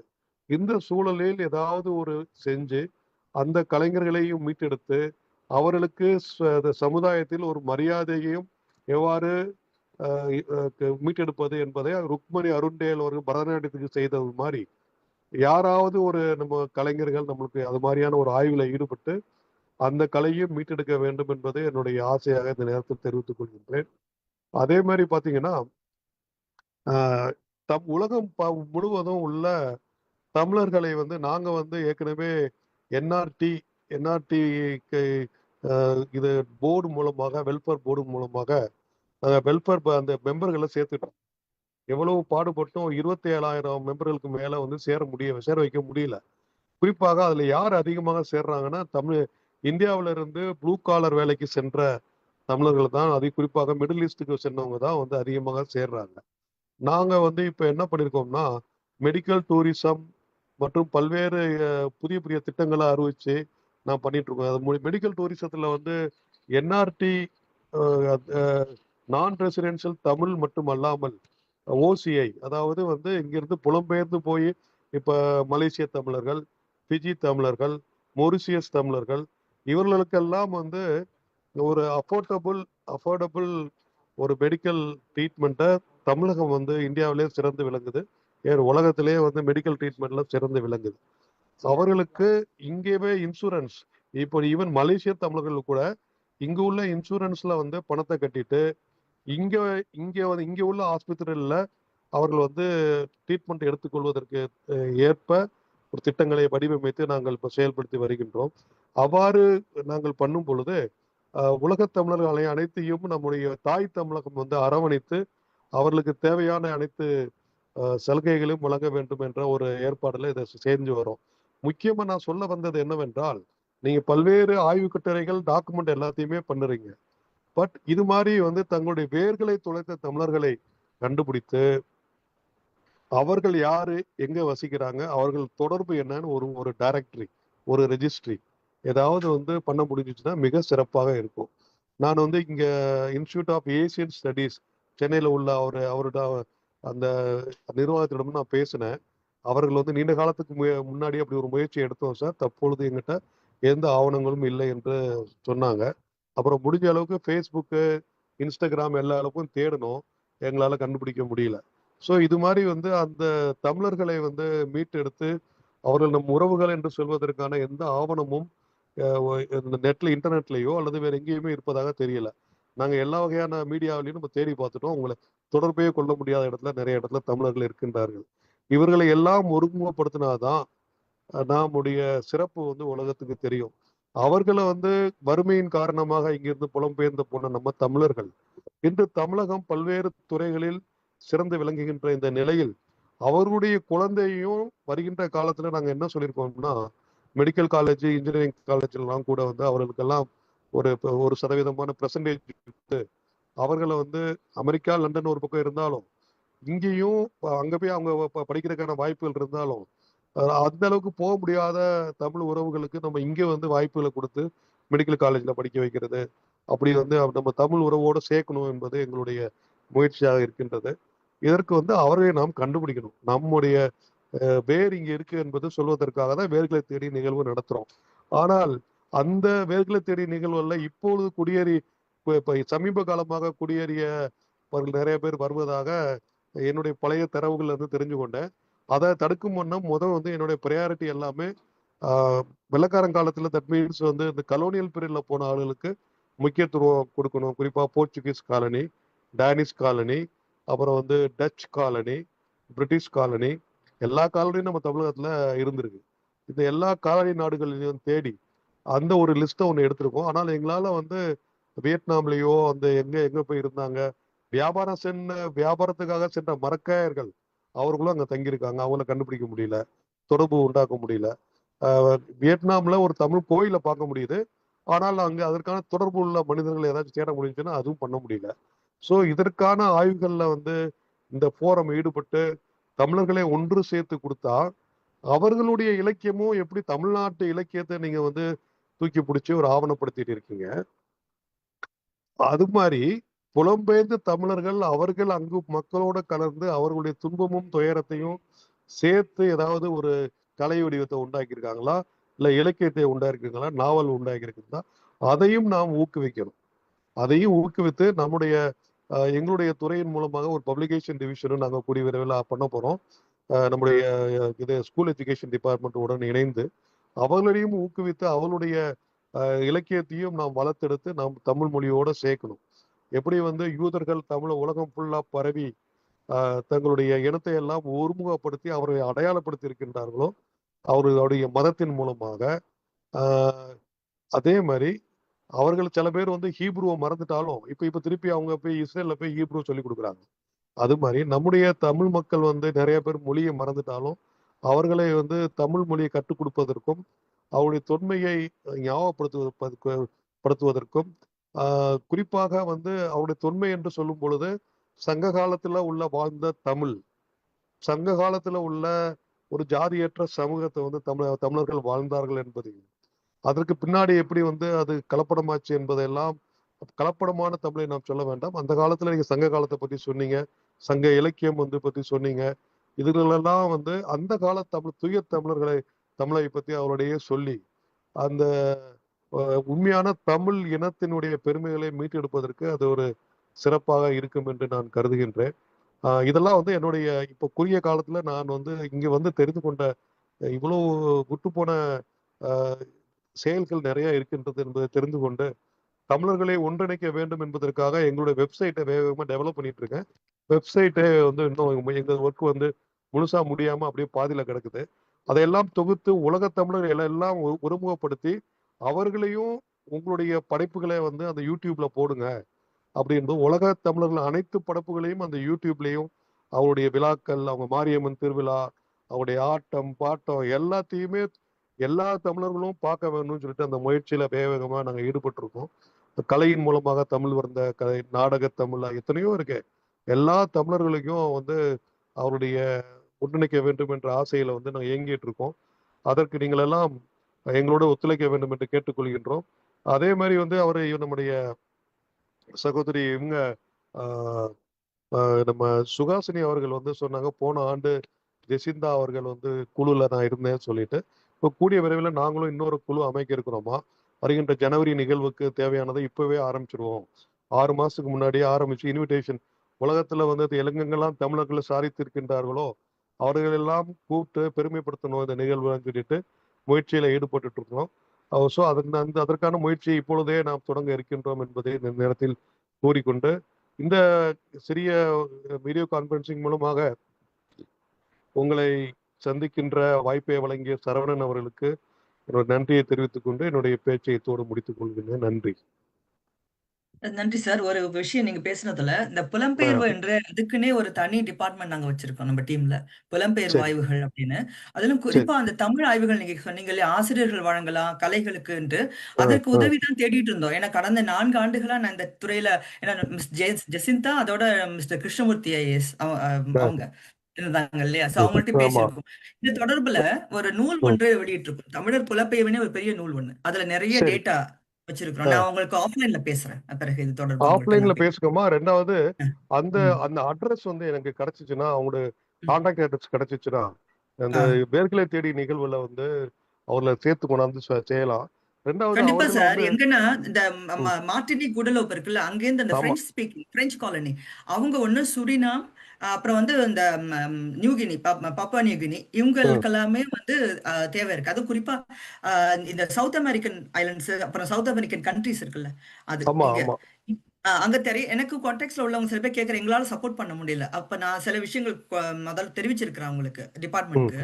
ம் அப்ப ஆனா நீங்க இப்ப ஆர்வமா கேட்கறனால நான் உங்களுக்கு அந்த தகவல்கள் கொடுக்குறேன். ஏன்னா நிச்சயமா அந்த பகுதி ரொம்ப கவனிக்கப்பட வேண்டிய பகுதி. அதுல அவங்களுக்கு நிறைய உதவிகள் தேவை இருக்குங்க உங்களுக்கு.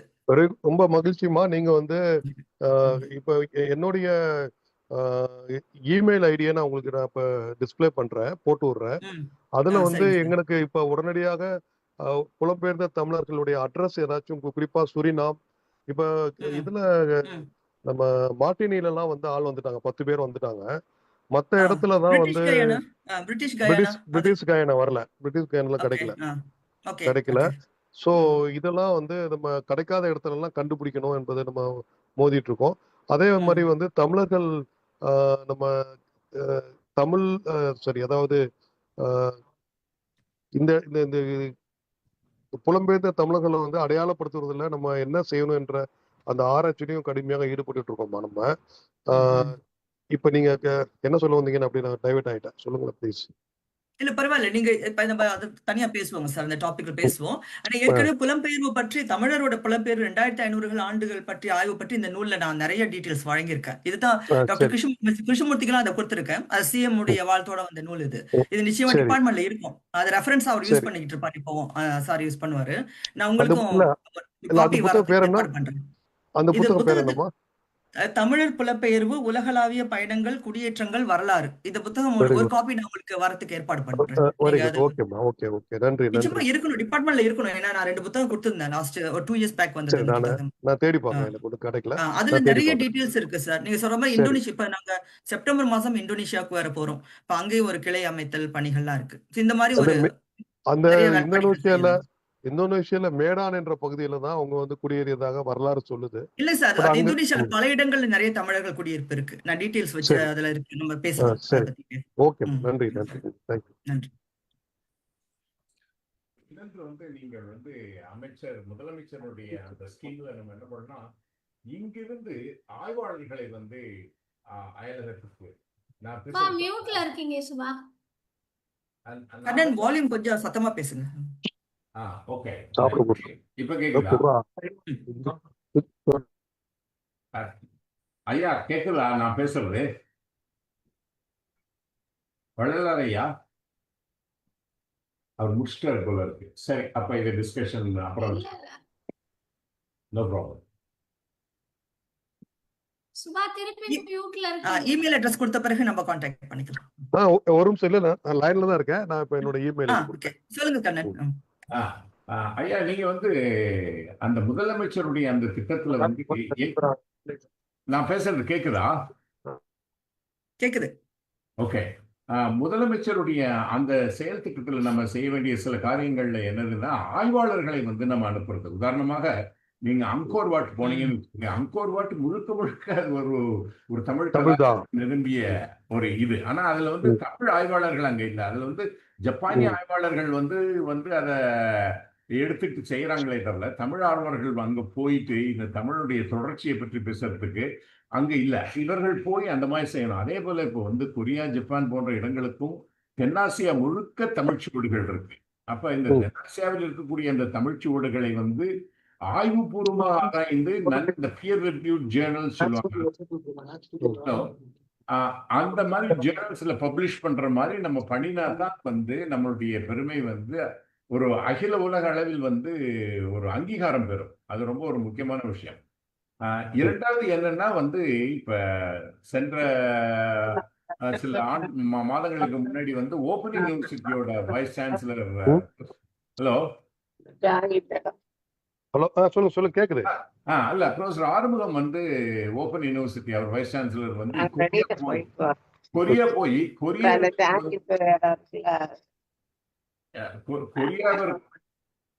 அதாவது தமிழ் வந்து கொரியர்களுக்கு சொல்லிக் கொடுக்கறது, அதே போல தமிழர்களுக்கு வந்து கொரிய மொழி சொல்லிக் கொடுப்பதற்கான ஒரு உடன்படிக்கையை வந்து அவர் வந்து அங்குள்ள ஓபன் யூனிவர்சிட்டியோடு செய்வதற்கு முயற்சி செஞ்சுட்டு இருக்காரு. அதை நம்ம ஊக்குவிக்கணும். ஏன்னா இந்த தமிழுக்கும் கொரியாவுக்கும் தொடர்பு இருக்கு அப்படின்னா தமிழ் வழியாக கொரிய மொழி சொல்லிக் கொடுக்கறது ரொம்ப எளிது. அதற்கான வழிமுறைகளை வந்து இந்த என்ஆர்டி வந்து எடுத்துட்டு செய்யணும் அப்படிங்கிறது ஒன்று. அது மட்டும் இல்ல, கலை கலாச்சாரம். இப்பொழுது நான் வந்து அந்த அம்பாசிடர் வந்து அன்னைக்கு வந்திருந்த பொழுது முதலமைச்சருடைய அந்த அறையில வந்து நாங்க பேசிட்டு இருந்தோம். அதுல வந்து தமிழகத்திற்கும் கொரியாவுக்கும் வந்து ஏகப்பட்ட ஒரு கலை ஒப்புமைகள் நிறைய இருக்கு. அப்போ அதை பற்றி வந்து நம்ம எடுத்துட்டு மேல ஒரு கலாச்சார விழாவாகவே நம்ம நடத்தலாம். அதாவது கொரிய தமிழ் இரண்டும் சேர்ந்த ஒரு ஃபியூஷன், ஒரு பெரிய விழாவே நம்ம நடத்தலாம். அந்த அளவுக்கு வந்து ஒற்றுமை. இந்த பறை அடிக்கிறதுல இருந்து நீங்க சொன்னீங்க வந்து பரதநாட்டியம் இல்லாட்டா நம்ம வந்து இப்போ மலேசியாலாம் பார்த்தீங்கன்னா பறை அப்படிங்கிறது ஒரு பிரபலம் ஆகிட்டு வருது. இப்போ கொரியாவுக்கு நீங்க போனீங்கன்னா ஆதி காலத்து தமிழர்களுடைய யாழ், பறை, இந்த உரிமை இதெல்லாம் தான் அவங்களுடைய ஒரு கலாச்சார ஐடென்டிட்டியா இருக்கு. ஸோ நமக்கு இங்கே வந்து அது தாழ்வா போனாலும் வெளிநாடுகளில் ஜப்பானில் இல்லை கொரியாவில் வந்து அது ஒரு உயர்ந்த கலாச்சார ஒரு குறியீடாக இருக்கு. அதை நம்ம வந்து திரும்ப நம்மளுடைய மீட்டெடுக்கிறதுக்கு அதெல்லாம் உதவும் அப்படின்னு நான் நினைக்கிறேன். நானும் சுபாவும் வந்து உங்களை ஒரு முறை வந்து சந்திச்சு இது குறித்து மேல பேசுவேன்.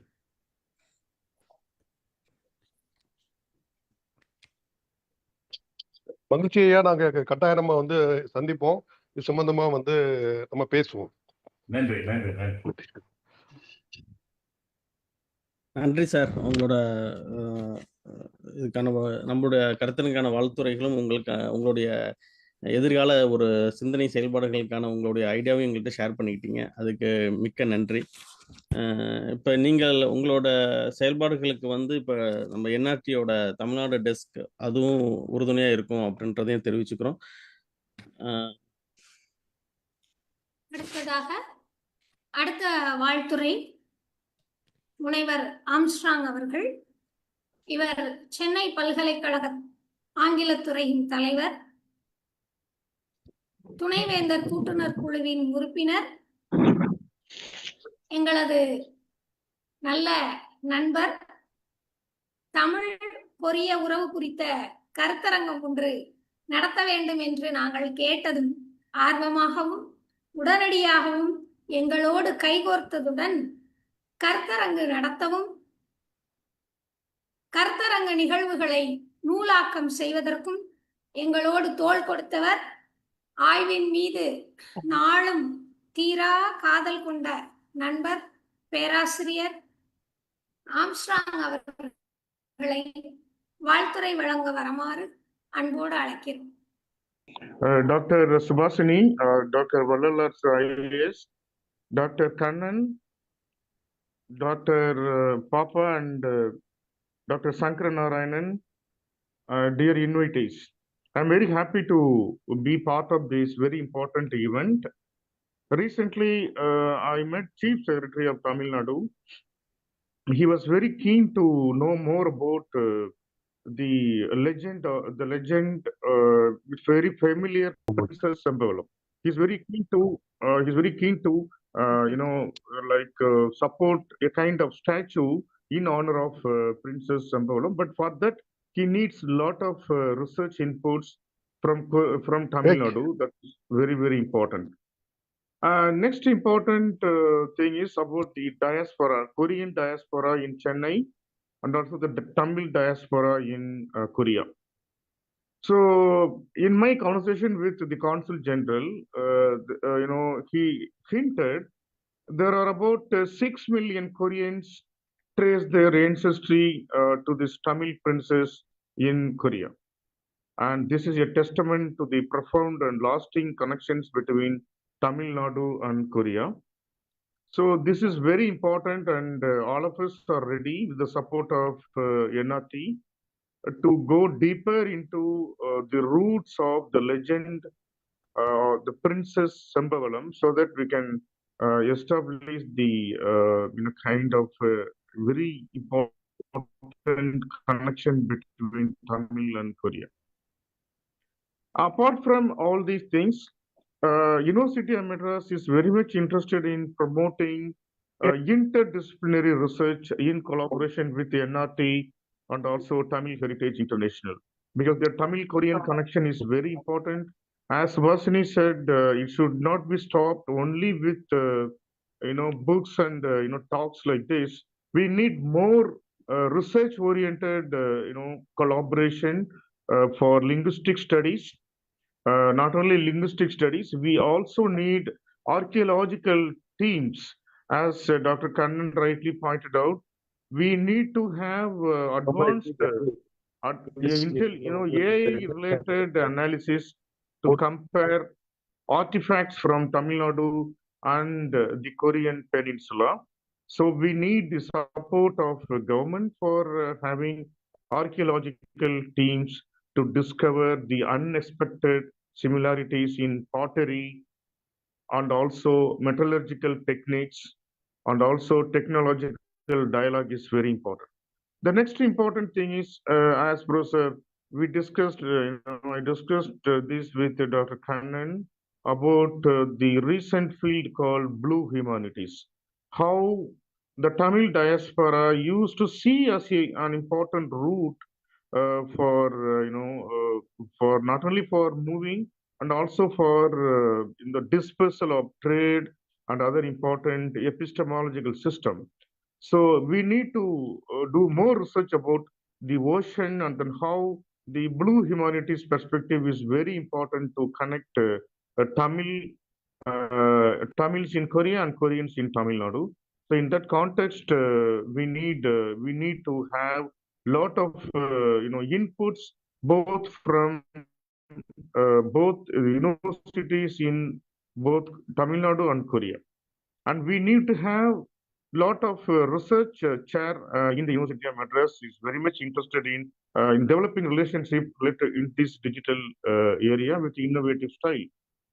And the next important thing is the Tamil and Korean youths. We must have a kind of collaborative, projects in tune with AI.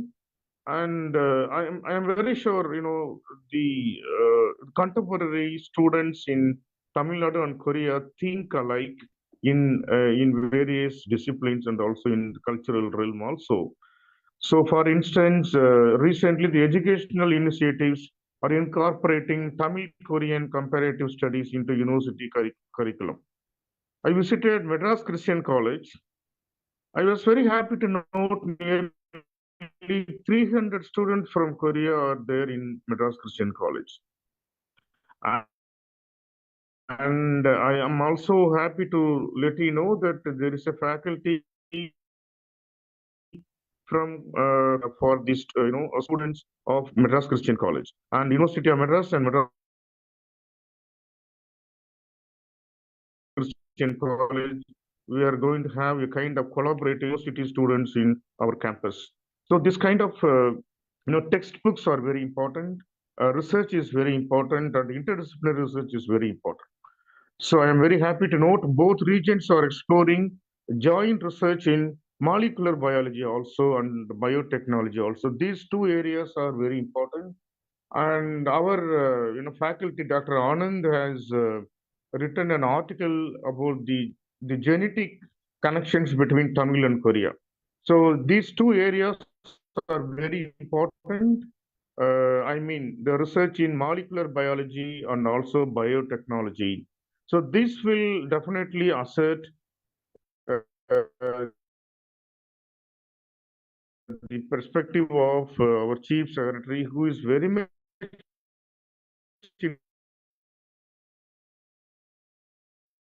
interested in, and also by research we have to prove. I stop here, and I really want to have, dialogue and also collaboration with the NRT and the THI, also with Korean universities for anchoring, this kind of relationship. Thank you so much. Thank you so much. Thank you, sir. Yeah, thank you. Youth collaborative projects,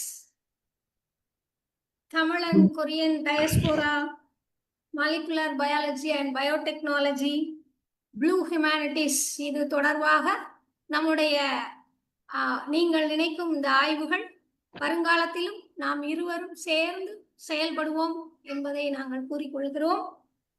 ஆய்வின் மீது, தமிழ் கொரிய ஆய்வின் மீது அல்லது பொதுவாகவே ஆய்வின் மீது தாங்கள் கொண்ட காதல் நிச்சயமாக நிறைவேறும். நன்றி. அடுத்ததாக தமிழ் மரபு அறக்கட்டளையினுடைய கிளை கொரியாவில் தொடக்கம். தமிழ் மரபு அறக்கட்டளையின் 25ஆம் ஆண்டு நடைபெற்றிருக்கும் இந்த மாபெரும் ஒரு நேரத்தில் தமிழ் மரபு அறக்கட்டளை பன்னாட்டு அமைப்பின் கிளையாக தென்கொரியாவில் இதற்கான கிளையை துவங்க பெருமுயற்சி எடுத்து தற்பொழுது இதை சாத்தியமாக்கி கொண்டிருக்கின்றோம். இந்த வேளையிலே தமிழ் மரபு அறக்கட்டளை தென்கொரியாவின் கிளையில் முக்கியமாக அங்கம் வகிக்க இருக்கும் முனைவர் ஹரிபாலன் அவர்களையும், இதில் இணைந்திருக்கும் உறுப்பினராக மேகலா, சங்கர், இலக்கியா போன்ற மற்ற அனைவரையும் இது வருக என வரவேற்கின்றேன். தமிழ் மரபு அறக்கட்டளை தென்கொரியா கிளை தொடக்கத்திலே இதற்கான செயல்பாடுகள் எவ்வாறாக அமைய இருக்கின்றது என்பன குறித்து ஒரு சில வார்த்தைகள் இங்கே. முனைவர் அக்கா சுபாஷினி அக்கா இதற்கான செயல்பாடுகள் குறித்து நிறைய பேசியிருக்காங்க. முன்னாடியே தமிழ் மரபு அறக்கட்டளை செயல்பாடுகள் குறித்து அவங்க சொன்னது போல இங்கே இருக்கும் கல்லூரிகளோடு இணைந்து இதற்கான ஆராய்ச்சி, கொரியா தமிழ் ஆராய்ச்சியில் தீவிரப்படுத்தி அதற்கான ஆவணங்களை ஆவணப்படுத்துவதற்கான முதல் கட்ட முயற்சியாக இது அமையும். இதன் தொடர்ச்சியாக தமிழ் மரபு அறக்கட்டளையில் அங்கம் வகிக்கும் ஆராய்ச்சியாளர்கள் மற்றும் அவர்களின் அறிவுரைப்படி இந்த தமிழ் மரபு அறக்கட்டளை தென்கொரியா கிளை சிறப்பாக செயல்படும் என்று நான் இங்கே இந்த தருணத்தில் நான் உறுதியளிக்கின்றேன். முனைவர் ஹரிபாலன் அவர்கள் இங்கே இணைந்திருக்கிறார்கள். அவர் இதற்கான ஆய்வுரையும் இது இங்கே வழங்க இருக்கின்றார்கள். இப்பொழுது அவர் ஒரு சில வார்த்தைகள் அதை பற்றியும் இங்கே குறிப்பிடுவார்கள். அனைவருக்குமே மாலை வணக்கம், மதிய வணக்கம். ரொம்ப சந்தோஷம் உங்க எல்லாருமே பார்த்ததுல. இங்க நிறைய சான்றோர்கள், அறிஞர் பெருமக்கள் எல்லாருமே இணைஞ்சிருக்கீங்க. ஸோ உங்க கூட சேர்ந்து நானும் ஒரு சிறு ஆளா இணைவது மிக்க மகிழ்ச்சி. நேற்று தான் முனைவர் சரவணன் இதை பத்தி பேசிக்கிட்டு இருந்தோம். முன்னாடி நிறைய நேரங்கள்ல இது சம்பந்தமாக நான் நிறைய பேசியிருக்கோம். முதல்ல இந்த கொரியா தமிழ் பற்றியான கலாச்சார நிகழ்வுகள் மற்ற எல்லாமே முதல்ல விதை போட்டவர் வந்து பேராசிரியர் கண்ணன் அவர்கள் தான். ஏன்னா அவரு 2007ஆம் ஆண்டு நான் வந்து முதல்ல அவரை சந்திச்சேன். அப்பதான் நான் முதல்ல கொரியாவுக்கு வந்திருந்தேன். நான் வந்து கிட்டத்தட்ட 18 ஆண்டுகள் முடிவடைந்தது. ஸோ ஆரம்பத்துல வந்து பாத்தீங்கன்னா பெருசா எனக்கு அதை பத்தி எதுவுமே தெரியாது. ஆனா ஒரு நாள் வந்து எதர்ச்சியாக கண்ணன் பேராசிரியர் அவர்களை வந்து சந்திக்க ஒரு வாய்ப்பு கிடைச்சது எனக்கு.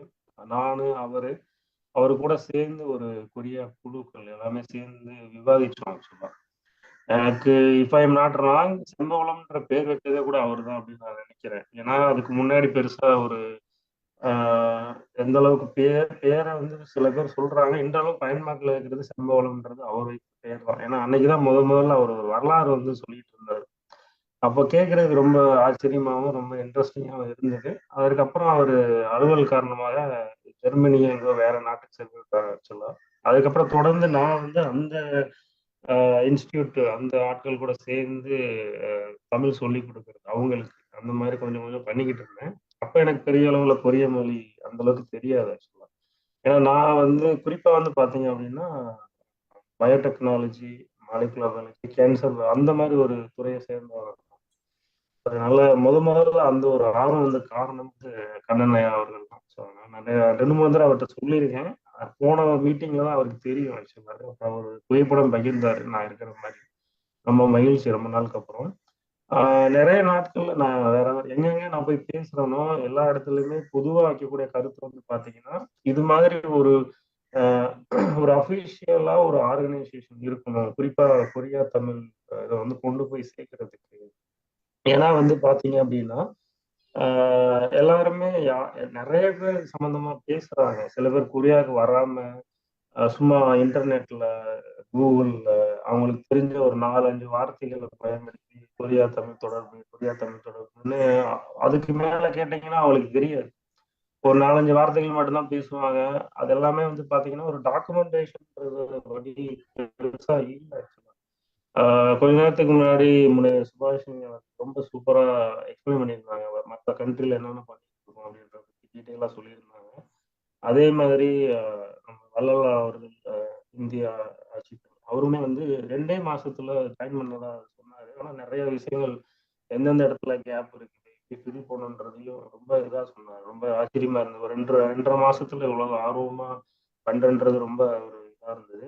அதே மாதிரி கண்ணன் சார் பத்தி நான் சொல்லிட்டேன். நான் இப்ப என்ன சொல்ல வரேன் அப்படின்னா ஒரு ப்ராப்பரான ஒரு டாக்குமெண்டேஷன் பண்ணணும். அதாவது இந்த விஷயத்த பண்றோம் இல்லைங்களா, இது வந்து இவங்க மூலமா வந்தா பிலீவபிள் சோர்ஸ் ஃபர்தரா கொண்டு போகணும் அப்படின்னு நம்ம நினைச்சோம்னா ஒரு கமிட்டி இது மாதிரியான தமிழ் ஹெரிட்டேஜ் ஃபவுண்டேஷன் மாதிரி ஒரு ஸ்ட்ராங்கான ஒரு நம்பகத்தன்மையான ஒரு கமிட்டி உருவாக்கி அதுல இருக்கக்கூடிய ஆய்வாளர்கள் மூலமாக கொண்டு போய் சேர்க்கணும் அப்படின்றதுதான் என்னோட தாழ்மையான வேண்டுகோள். ஏன்னு பாத்தீங்கன்னு வச்சுக்கோங்களேன், நீங்க யூடியூப் பாத்தீங்கன்னா நிறைய வீடியோஸ் வரும். தமிழ் தொடர்பு அப்படின்னு சொல்லி ஒரு 10 வார்த்தை பேசுவாங்க, 20 வார்த்தை பேசுவாங்க. சில நேரங்கள்ல வந்து அவங்களுக்கு எந்த அளவுக்கு டீப்பா போய் கேட்டீங்கன்னா பெருசா தெரியாது. இந்த அளவுக்கு மேலோட்டமாக அது போறதுனால பாத்தீங்கன்னா அது நல்லா ரீச் ஆயிருக்கு. நான் இல்லைன்னு சொல்லவில்லை. ஒரு ஆராய்ச்சி ரீதியாக அவர் கொண்டு போகணும் அப்படின்னா முனைவர் பட்டம் சார்ந்தமான படிப்புகளாகட்டும், முதுகலை பட்டம் சார்ந்தமான படிப்புகளாகட்டும் அதெல்லாமே உருவாக்கணும். இப்போ நல்வாய்ப்பாக வந்து பாத்தீங்கன்னா ஆம்ஸ்ட்ராங் சென்னை பல்கலைக்கழகத்தில் ஒர்க் பண்ணிட்டு இருக்காருன்னு சொன்னீங்க. அதே மாதிரி வள்ளலார் அவர்கள் வந்து இருக்கிறாங்க, சுபாஷினி அவர்கள் இருக்காங்க, கண்ணன் ஐயா, இவங்க எல்லாமே ஒவ்வொரு துறையில இருக்கிறதுனால அவங்ககிட்ட நான் வைக்கக்கூடிய வேண்டுகோள் என்ன அப்படின்னா, தமிழ் துறை அதாவது கொரிய மொழித்துறை ஒன்று வந்து சென்னை பல்கலைக்கழகத்தில் முதல்ல உருவாக்கணும். ஏன்னா இப்போ ஜவஹர்லால் நேரு யூனிவர்சிட்டியில நான் கேள்விப்பட்ட வரைக்கும் ஹிந்தி அப்படின்ற ஒரு துறை இருக்குது, ஹிந்தி படிக்கிறது. இங்கேயுமே பூசான் நேஷனல் யூனிவர்சிட்டியில ஒன்று இருக்கு. அந்த மாதிரி ஒரு துறை முதல்ல சென்னையில உருவாக்குனா மட்டும்தான் இங்க இருக்கிற பல்கலைக்கழகத்துல நேரடியாக நம்ம போய் அவங்க கூட லிங்குவிஸ்டிக் டிபார்ட்மெண்ட்ல போய் கம்யூனிகேஷன் பண்ணி அதை வந்து அடுத்த லெவலுக்கு எடுத்துட்டு போக முடியும். ஏன்னா எங்களுக்கு தனியாலாம் வந்து என்னதான் நாங்க போய் அப்ரோச் பண்ணாலும் எங்களுக்கு பின்னாடி ஒரு ஆர்கனைசேஷன் இருக்குன்றத வந்து நம்ம காமிச்சு பண்ணா மட்டும்தான் அதுக்கு அடுத்த லெவல்ல வந்து கொண்டு போய் சேர்க்கணும். அது கொண்டு போய் சேர்க்கறதுக்கு நாங்க தயாராக இருக்கோம், அதுல எந்த மாற்று கருத்துமே கிடையாது. இது கண்ணனையா கூட இடையில சொன்னாங்க, தமிழ் கொரியா இசை, அதே மாதிரி வந்து கலாச்சாரம், உணவு, பண்பாடு, அதுக்கப்புறம் மொழி, இந்த மாதிரி நிறைய ஒவ்வொரு டாபிக்குமே பார்த்தீங்கன்னா ரொம்ப டீப்பா வந்து கொண்டு போய் சேர்க்க முடியும். ஸோ அதுக்கு என்ன பண்ணணும் அப்படின்னா, நீங்க வந்து ஒரு வரைமுறை கொண்டு வரணும். ஒரு பல்நோக்கு ஆய்வாளர்கள் கொண்ட ஒரு குழு மாதிரி அமைச்சு சிஸ்டமேட்டிக்கா ஒரு டிபார்ட்மெண்ட் ஆரம்பிக்கணும்னா என்னென்ன அதுல வந்து வரணும், என்னென்ன கத்துக்கணும், என்னென்ன மாதிரி கொண்டு போகலாம் அப்படின்றத வந்து நிறைய பேர் நாங்கள் முதற்கொண்டு ரெடியா இருக்கிறோம். சொல்லி கொடுக்கறதாகட்டும், ஒரு இது ஆர்கனைசேஷன் மாதிரி செட் பண்ணி அதை அடுத்த லெவலுக்கு கொண்டு போய் முதல்ல சென்னையில மெட்ராஸ் யூனிவர்சிட்டியில ப்ரூவ் பண்ணிட்டோம் அப்படின்னா அதை வச்சு நம்ம வந்து இங்க வந்து ஸ்ட்ராங்கான ஒரு பேஸ், ஒரு எம்ஓயு போடுறதுக்காகட்டும், மற்ற எல்லாத்துக்குமே ரொம்ப சூப்பரா இருக்கும் ஆக்சுவலா. ஸோ அது வந்து நான் என்னோட பின்னாடி நான் அதை பத்தி பேசுறதுக்கு முன்னாடி கொரியாவில் இந்த ஒரு அமைப்பு புதுசா நம்ம ஆரம்பிச்சிருக்கிறோம்ன்றது ரொம்ப பெருமையாகவும் சந்தோஷமா இருக்குது. ஸோ அதுக்கு அடுத்த லெவலுக்கு சுபாஷினி மேடம் சொன்ன மாதிரி அடுத்த லெவலுக்கு எடுத்துட்டு போகணும் அப்படின்றதுல நான் ரொம்ப நாளா முயற்சி பண்ணிட்டு இருக்கேன்.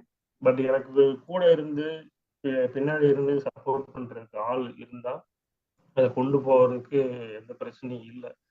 ஸோ அதுக்காக இந்த இதுல இப்பத்துல இருந்து நான் அதில் இணைஞ்சிக்கிறது ரொம்ப சந்தோஷம். ஸோ என்னால் முடிஞ்ச அளவுக்கு இதை அடுத்த லெவலுக்கு எடுத்துட்டு போகணும் அப்படின்னு நான் நினைக்கிறேன். ஸோ அதனால முடிஞ்ச அளவுக்கு சிஸ்டமேட்டிக்கா ஒரு குழு ஒன்று அமைங்க.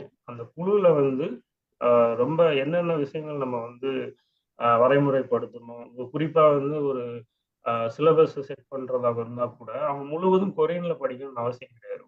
ஒரு பாடம் மட்டும் கொரிய மொழி கற்றுக்கிட்டு கொரிய மொழி சம்பந்தமாக இருக்கக்கூடிய ஒவ்வொரு விடயங்களாகட்டும், இப்போ இதில் வந்து பார்த்தீங்கன்னா வந்து கெஸ்ட் லெக்சர்னு சொல்லக்கூடியது வந்து நானாகட்டும், ஐயாவாகட்டும், எல்லாருமே வந்து இனிஷியலாக அதை ஊக்குவிக்கிறதுக்காக எந்நேரமும் வந்து நாங்கள் லெக்சர் எடுக்க தயாராக இருக்கிறோம்.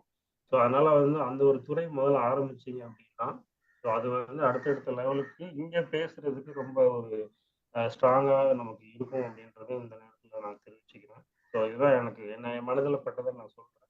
ஸோ வாய்ப்பு கொடுத்ததுக்கு ரொம்ப நன்றி. தொடர்ந்து செயல்படுவோம். மிக்க நன்றி அண்ணா. தமிழ் மரபு அறக்கட்டளை பண்பாட்டு மையம் தென்கொரியாவின் கிளை துவக்க வாழ்த்துறையாக அக்கா சுபாஷினி அவர்கள் ஒரு சிறு வார்த்தைகள் பேச அழைக்கிட்டு. மகிழ்ச்சியாக இருக்கிறது. அதாவது தமிழ் மரபு அறக்கட்டளையின் ஒரு கிளை என்ற வகையில வந்து இந்த ஆய்வு தரம் மிக்க விஷயங்களை எல்லாம் நீங்கள் அங்க வாழ்கின்ற தமிழ் மக்களுக்கு கொண்டு போய் சேர்க்க போகின்றீர்கள். அது மட்டும் இல்லாமல் கொரிய மக்களுக்கும் இந்த ஆய்வுகளில் ஈடுபடுத்த போறீங்க அப்படிங்கிறது ரொம்ப மகிழ்ச்சியாக இருக்கு. ஏற்பாட்டு இந்த குழுவில் இருக்கின்ற உங்கள் அனைவரையும் அரவணைத்து செல்வதில் தமிழ் மரபு அறக்கட்டளை ஆர்வத்துடன் இருக்கின்றோம். ப்ரொஃபசர் ஹரிபாலன் முதல்ல குறிப்பிட்டது போல நாங்கள் ஏப்ரல் மாதம் வந்து நாங்கள் அது ஒரு டீட்டெயிலான ஒரு சவுத் ஈஸ்ட் ஏஷியன் ஒரு சென்டர் அப்படிங்கிற வகையில் ஒன்று பேசியிருக்கிறோம் சென்னை பல்கலைக்கழகத்தில்.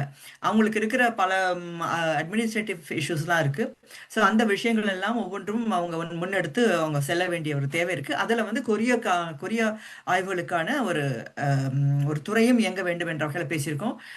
பிறகு இந்த உயர்கல்வித்துறை உடைய செயலாளர் திரு சத்தியமூர்த்தி ஐஏஎஸ் அவர்கள்ட்டையும் வந்து இப்போ நான் தமிழ்நாடு சென்று விட்டு வந்த போது இதை சொல்லியிருக்கிறேன்.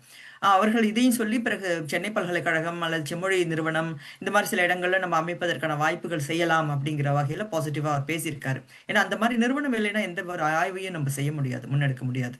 அது கண்டிப்பா தமிழ்நாட்டில் இருந்தாகணும். அங்கே வெளிநாட்டில் இருந்து தான் செய்ய முடியுங்கிறது நமக்கு வந்து ரொம்ப கஷ்டமான ஒரு விஷயங்கிறது எனக்கு தெரியும், நேரடியாக தெரியும் எனக்கு. இப்ப என்னன்னா மிஸ்டர் வள்ளலார் சார் இருக்கிறது வந்து நல்லது, நமக்கு இந்த நிகழ்ச்சியில இருக்கிறது அவர் கேட்டுக்கொண்டிருப்பதால் இந்த துறையில வந்து எப்படி இப்ப சென்னை பல்கலைக்கழகத்தில் இது அமைக்கலாங்கிறதுக்கு அவர் நிச்சயமா அரசு சார்பில் வந்து ஒரு பரிந்துரை அவரும் கொடுப்பார் என்று எதிர்பார்க்கலாம். நன்றி, உங்கள் அனைவருக்கும் வாழ்த்துக்கள். நன்றி அக்கா. ஒரு நிமிஷம், I want to speak 2 minutes. Yes sir. சொல்லுங்க. Hello? Please proceed sir. சொல்லுங்க. Yeah. ப்ரொஃபசர் பாலன் சொன்ன மாதிரி கண்டிப்பா university is very much interested. Sir இருக்கிறதுனால மேடம் சுபா இப்போ செக்ரட்டரி மாறிட்டாங்க. டாக்டர் சங்கர் தான் இப்போ secretary for higher education. Okay, ஒரே ஒரு இன்னொரு தடவை மறுபதிவு. இப்ப கொரிய மொழி துறை ஆரம்பிக்கிறதுல ஒரு சின்ன ஒரு குழப்பம் இருக்கிறதா நினைக்கிறேன். என்ன அப்படின்னா கொரிய மொழி தெரிஞ்சிருக்கணும் அப்படின்னு நினைக்கிறாங்க.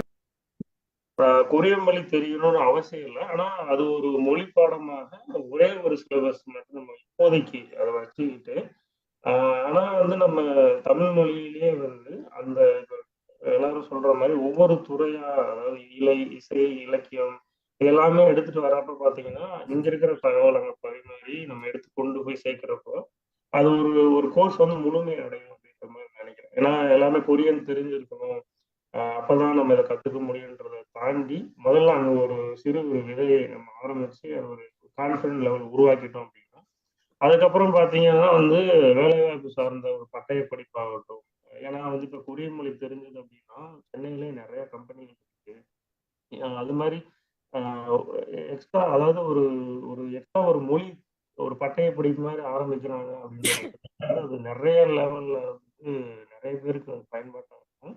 அது வந்து யூனிவர்சிட்டி ரெகனைஸ்டு ஒரு டிப்ளமேட்டட் கோர்ஸா இருக்கிற பட்சத்துல அது இன்னும் வந்து அடுத்த லெவலுக்கு அந்த மொழியை வளர்க்கறதுக்கான ஒரு இதாக இருக்கும். ஏன்னா நான் படிக்கிறேன் ஒரு மொழியை, அதனால எனக்கு என்ன பலன் அப்படின்ற ஒரு ஒரு அந்த ஒரு வரைமுறை வர்றப்ப அதுக்கு உண்டான பலன்கள் வந்து மிக அதிகமா இருக்குது. ஏன்னா இது வந்து ஒரு தமிழ் கொரிய ஆராய்ச்சி மாணவர்களுக்கு மட்டும் இல்லாம நான் வந்து ஒரு கொரிய கம்பெனியில வந்து வேலை செய்யணும், இல்லை வந்து நான் கொரிய கம்பெனிக்கு இங்கே வந்து வருவோம் ஆன்சைட்டுக்கு வர்றாங்க, அது வர்றாங்கன்னா எனக்கு குறைந்தபட்சம் கொரிய மொழி தெரியணும். அப்படி தெரிகிற பட்சத்துல நமக்கு அது நல்லா இருக்கும் அப்படின்னா அது வந்து நம்ம இப்போ நான் நார்மலா சொல்லி கொடுக்கறத விட சென்னை பல்கலைக்கழகத்துல ஒரு பட்டய படிப்பு ஒரு டிப்ளமோ அப்படின்னு சொல்ற மாதிரி ஒரு கோர்ஸ் மாதிரி ஆரம்பிச்சு பண்ணாங்க அப்படின்னா இன்னும் அது வந்து நம்ம மொழியை வளர்க்கறதுக்கான ஒரு அடுத்த ஒரு மைல்கல்லாக இருக்கும் அப்படின்றதையும் நான் பதிவு பண்ணிக்கிறேன். சரிங்கம்மா. கண்டிப்பா கண்டிப்பா we will do it. Thank you sir. அப்புறம் எனக்கு ஒரு சின்ன டவுட்டுங்க. இப்ப நம்முடைய மொழி கூறுகள் வந்து மொழி வார்த்தைகள் வந்து கொரிய மொழியில இருக்குன்னு நீங்க எல்லாம் சொல்றீங்க. அது சரி, ஓகே. இங்க இருந்து இந்த மொழி எப்படி கலந்துச்சு என்பது ஆய்வுக்குரியது. அதே நேரத்துல இங்கிருந்து ஏதாவது எப்படி அந்த மொழி போச்சு, டிராவல் ஆச்சு என்பதையும் வந்து கருத்துல கொள்ளணும். இதை அது என்னன்னா நான் இன்னொரு ஒரு என்னோட நம்ம அடுத்து நான் பேச போற என்னுடைய டாக்ல அது வரும், நான் சொல்லுவேன். முடிக்கிட்டோம், சொல்லுங்க சார். இல்ல, அது எப்படி அங்க போச்சு என்பது வந்து ஒரு ஆய்வுக்குரியது. ரெண்டாவது நான் வந்து இந்த எல்பிஎஸ்என்ஐ வந்து நம்ம மிசோரியில இருக்குல்ல, அந்த இதுல போகும்போது நாங்க அங்க அது மூலியமாக கொரியாவுக்கு வந்திருந்தோம் ஒரு 15 நாள் 2015. அப்போ ஒரு 15 நாள் அங்க இருந்தோம்.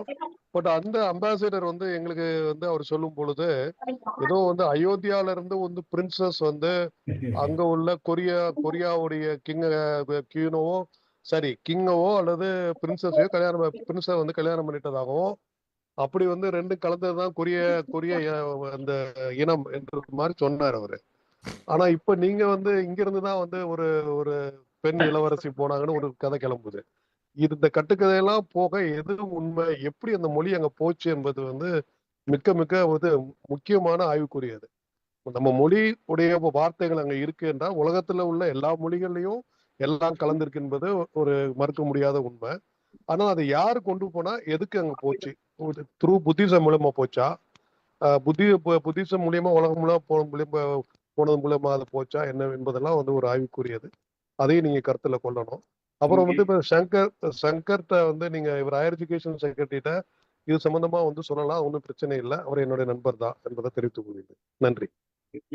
Thank you, sir. Thank you very much. என்னுடைய பேச்சில் அதை எல்லாம் நீங்க கேட்கிற எல்லா கேள்விக்கும் பதில் இருக்கு. சொல்லுங்க. இப்போ வந்து இந்த தமிழ் மரபு அறக்கட்டளை கொரியாவில் இருந்து செயல்பட வேண்டியது எனக்கு சில கருத்துக்கள் இருக்கு, சொல்லலாமா? தாராளமா. ஓகே, இதுல முக்கியமா செய்ய வேண்டியது என்னன்னா வந்து இதை நான் முன்னமே நான் சொல்லியிருக்கேன். அதாவது தமிழ் மரபு அறக்கட்டளை அது வந்து எப்பவுமே ஆய்வுபூர்வமாக செயல்படக்கூடிய ஒன்று. கொரியாவில் இப்பொழுது வந்து இந்த சென்னையில் நடந்த அந்த ஆய்வு மாநாட்டில் வந்து அவங்க தாரணி சொன்னாங்க, ஏற்கனவே 80களிலேயே கொரியர்கள் வந்து கொரியாவிற்கும் தமிழுக்கும் உள்ள தொடர்பு பற்றி ஆய்வு செஞ்சிருக்காங்க. அந்த ஆய்வுகள் முழுக்க கொரிய மொழியில் இருக்கு. அதை வந்து நாம் தமிழ்படுத்தணும். அது வந்து இதனுடைய முதல் கட்ட ஒரு முக்கியமான முயற்சியாக அது இருக்கணும்.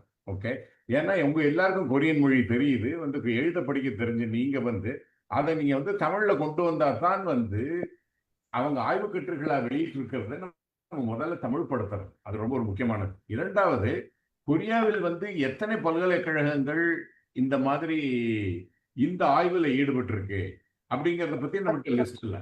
ஓகே, இப்ப நான் அந்த ஆய்வு மாணவிகள்கிட்ட இருந்து நான் பேசியிருந்து தெரிஞ்சுக்கிட்டு நிறைய பல்கலைக்கழகங்கள் இதில் ஒரு முயற்சி பண்ணி தாரணி சொன்ன ஒரு விஷயம் ரொம்ப ஷாக்கிங். அவங்க என்ன சொன்னாங்கன்னா, அங்கே 80களிலேயே ஆரம்பிச்சுட்டு எங்களுக்கு தமிழகத்திலிருந்து சரியான வரவேற்பு இல்லாததுனால அங்கே அதை அப்படியே விட்டுட்டோம் அப்படின்னு. இப்ப நீங்க எல்லாம் நம்ம தமிழர்கள் அங்க இருக்கிற பொழுது இதை நம்ம திரும்ப மீட்டெடுக்கணும்.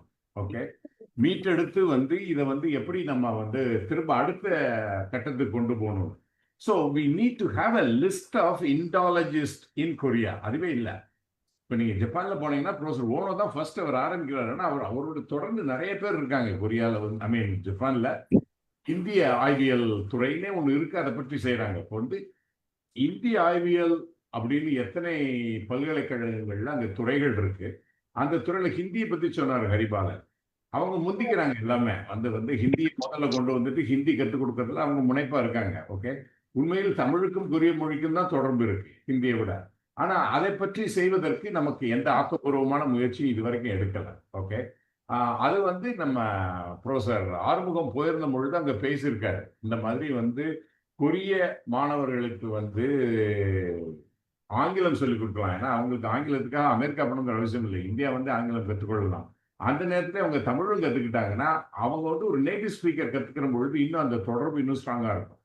நம்ம மாணவர்கள் ரொம்ப ரொம்ப முக்கியம் என்னது அப்படின்னா வந்து தமிழகத்திலிருந்து கொரிய ஆய்வு செய்யக்கூடிய மாணவர்களுக்கு அந்த மொழி பரிச்சயமே இல்லை. அதான் பெரிய வேடிக்கை. ஆங்கில மொழியாகவே நம்ம எல்லாத்தையும் போயிட்டு இருக்கோம். அதை முதல்ல விட்டுட்டு கொரிய மொழி கற்றுக்கணும், ஜாப்பனீஸ் மொழி கற்றுக்கணும், சீன மொழி கற்றுக்கணும். இது வந்து ரொம்ப அடிப்படை. இந்த 3 மொழிகள்ல பரிச்சயம் இருந்தால்தான் வந்து இந்த தொடர்புகள் வந்து தெளிவா நமக்கு கிடைக்கும். ஓகே, இந்த மொழி ஒரு ஒரு குழந்தை இல்லாம வந்து இந்த ஆய்வுக்குள்ள இறங்குறது ரொம்ப கஷ்டம். அதை வந்து அதற்கான அடிப்படைகளை நாம் வந்து அங்க உருவாக்கணும். ஓகே, அது ரொம்ப முக்கியம். அது மட்டும் இல்ல, இந்த ஜெனடிக்ஸை பத்தி நம்ம பேசணும். அதாவது வந்து இந்த தமிழ் கொரிய தொடர்புல வந்து ஜீனோமிக்ஸ்ங்கிறது ரொம்ப ரொம்ப முக்கியமானது. அவர் கேட்டு வள்ளலார் அவர்கள் சொன்னாங்க, எப்படி வந்து இது அங்க பரவினது அப்படின்னு சொல்லிட்டு. ஒரே ஒரு ஸ்டடி மட்டும் இருக்கு, சோல் நேஷனல் யூனிவர்சிட்டியில. அந்த ஆய்வாளர் சொன்னதுல வந்து அந்த அந்த டோம்ல இருக்கக்கூடிய அந்த ஆர்டிஃபேக்ட்ஸை எடுத்து பார்த்ததுல அந்த பெண் வந்து தென்னாசியா, அவ்வளவுதான் துல்லியமா சொல்ல முடியும். தமிழ்ச்சி அப்படின்னு சொல்றதுக்கு இன்னும் இல்லை, ஆனா தென்னாசியாவிலிருந்து வந்தவளுங்கிறதுக்கான ஆதாரம் கிடைச்சிருக்கு. ஓகே, நம்ம வந்து இன்னும் வந்து அந்த ஜீனோமிக்ஸ் ஒன்றுமே பண்ணண்டா. நான் வந்து மதுரை காமராஜ் யூனிவர்சிட்டியில் போய் பேசினேன் ஏன்ஷியன்ட் டிஎன்ஏ ப்ரொஃபஸர்கிட்ட. அவர் சொல்றாரு, டேட்டா பேஸ் இருக்கு சார், நம்ம வந்து இன்ஃபர்மேட்டிக்ஸ் வந்து பயோ இன்ஃபர்மேட்டிக்ஸ் ஸ்டூடெண்ட்ஸ் வேணும், அவங்க போயிட்டு இந்த டேட்டாவை எடுத்து இந்த கனெக்ஷனை சரி பண்ணணும். அதுக்கு இன்னும் மாணவர்கள் வரல. நம்ம ஸோ அந்த மாணவர்களை நம்ம தயார் பண்ணி எப்படி வந்து ஜெனட்டிக், ஏன்னா டெஃபினட்டா வந்து மெகாலித்திக் பீரியட்ல இங்கேருந்து ஒரு மைக்ரேஷன் போயிருக்கு. இது ஜப்பனீஸையும் சேர்த்துக்கணும், ஏன்னா அந்த யாயோயி இனம்ங்கிறது வந்து ஆய்குல மக்கள் தான் போயிருக்காங்க. ஸோ அந்த ஜீனோமிக்ஸ் எல்லாம் வந்து நம்ம பண்றதுக்கு வந்து ஒரு பெரிய அளவில் நம்ம இதை எடுத்துட்டு செய்யணும். ஏன்னா அதை செஞ்சு பியர் ரிவ்யூட் ஜேர்னல்ஸ்ல பப்ளிஷ் பண்ணினா தான் வந்து நம்ம பேசுறது. இவர் சொன்னார் கட்டுக்கதை அப்படின்னாரு வள்ளலார். கட்டுக்கதை அல்ல, அந்த கட்டுக்கதைங்கிறது இல்லாம அது ஆய்வுபூர்வமாக நிறுவுவதற்கு ஏகப்பட்ட சான்றுகள் நம்மகிட்ட வந்து, அது என்னது கொராபரேட்டிவ் எவிடன்ஸ் சொல்லுவாங்க, அந்த மாதிரி இருக்கு இப்ப நம்மகிட்ட. ஆனா வந்து அதை வந்து ஆய்வுபூர்வமா வந்து இது உண்மை அப்படிங்கறத நிரூபிக்கிறதுக்கான செயற்பாடுகள்ல தமிழ் மரபு அறக்கட்டளை கொரிய கிளை வந்து ஆஹ், ஆக்கப்பூர்வமா செயல்படணும் அப்படிங்கிறது தான் என்னுடைய ஆசை. ஏன்னா நிகழ்ச்சிகள் இங்க போறோம், டூர் போறது அதெல்லாம் சின்ன விஷயம். அது இல்லை, நம்ம வந்து செய்ய வேண்டிய காரியங்கள் வந்து நிறைய இருக்காங்க. அதுக்கு உங்களுடைய ஒத்துழைப்பு ரொம்ப ரொம்ப முக்கியம். நீங்கள் வந்து இவ்வளவு ஆசையா நீங்க வந்து கலந்துக்கிட்டது வந்து ரொம்ப மகிழ்ச்சியா இருக்கு. இன்னும் நம்ம பல்கலைக்கழகங்கள்ல இருக்க மாணவர்கள் எல்லாம் இணைச்சுக்கோங்க. சுபா சொன்னாங்க 2007 கிஸ்ட் அங்க குவாங்ஜி போயிருந்தோம். நாங்க குவாங்ஜி போயிருந்த போது Gwangju institute of science and technology Subha கூட்டிட்டு போயிருந்தேன். அப்ப அந்த மாணவர்களோட பேசி முதல் முயற்சியாக நாங்க அது ஒரு யாகு குரூப் கூட ஒன்று உருவாக்கினோம். ஓகே, அதுக்கப்புறம் கண்டினியூ பண்ண முடியல. ஆனா நாங்கள் வந்ததற்கு பிறகு 2007 இருந்து இப்ப 24 வந்து ஏகப்பட்ட பேர் நீங்க போயிருக்கீங்க. எனக்கு 2000 மாணவர்கள் அங்க இருக்காங்கன்னு கேள்வி, ஆய்வாளர்கள் எல்லாரும். அப்ப நீங்க எல்லாம் சேர்ந்து வந்து இப்போ வந்து இணைஞ்சா அப்படின்னா வந்து தட் வில் பி ஒரு ஃபோர்ஸ் டு ரெக்கன் வித். அதை நீங்க செயற்படுத்தணும். நன்றி. Thank you sir. கண்டிப்பாக செய்யலாம் நம்ம.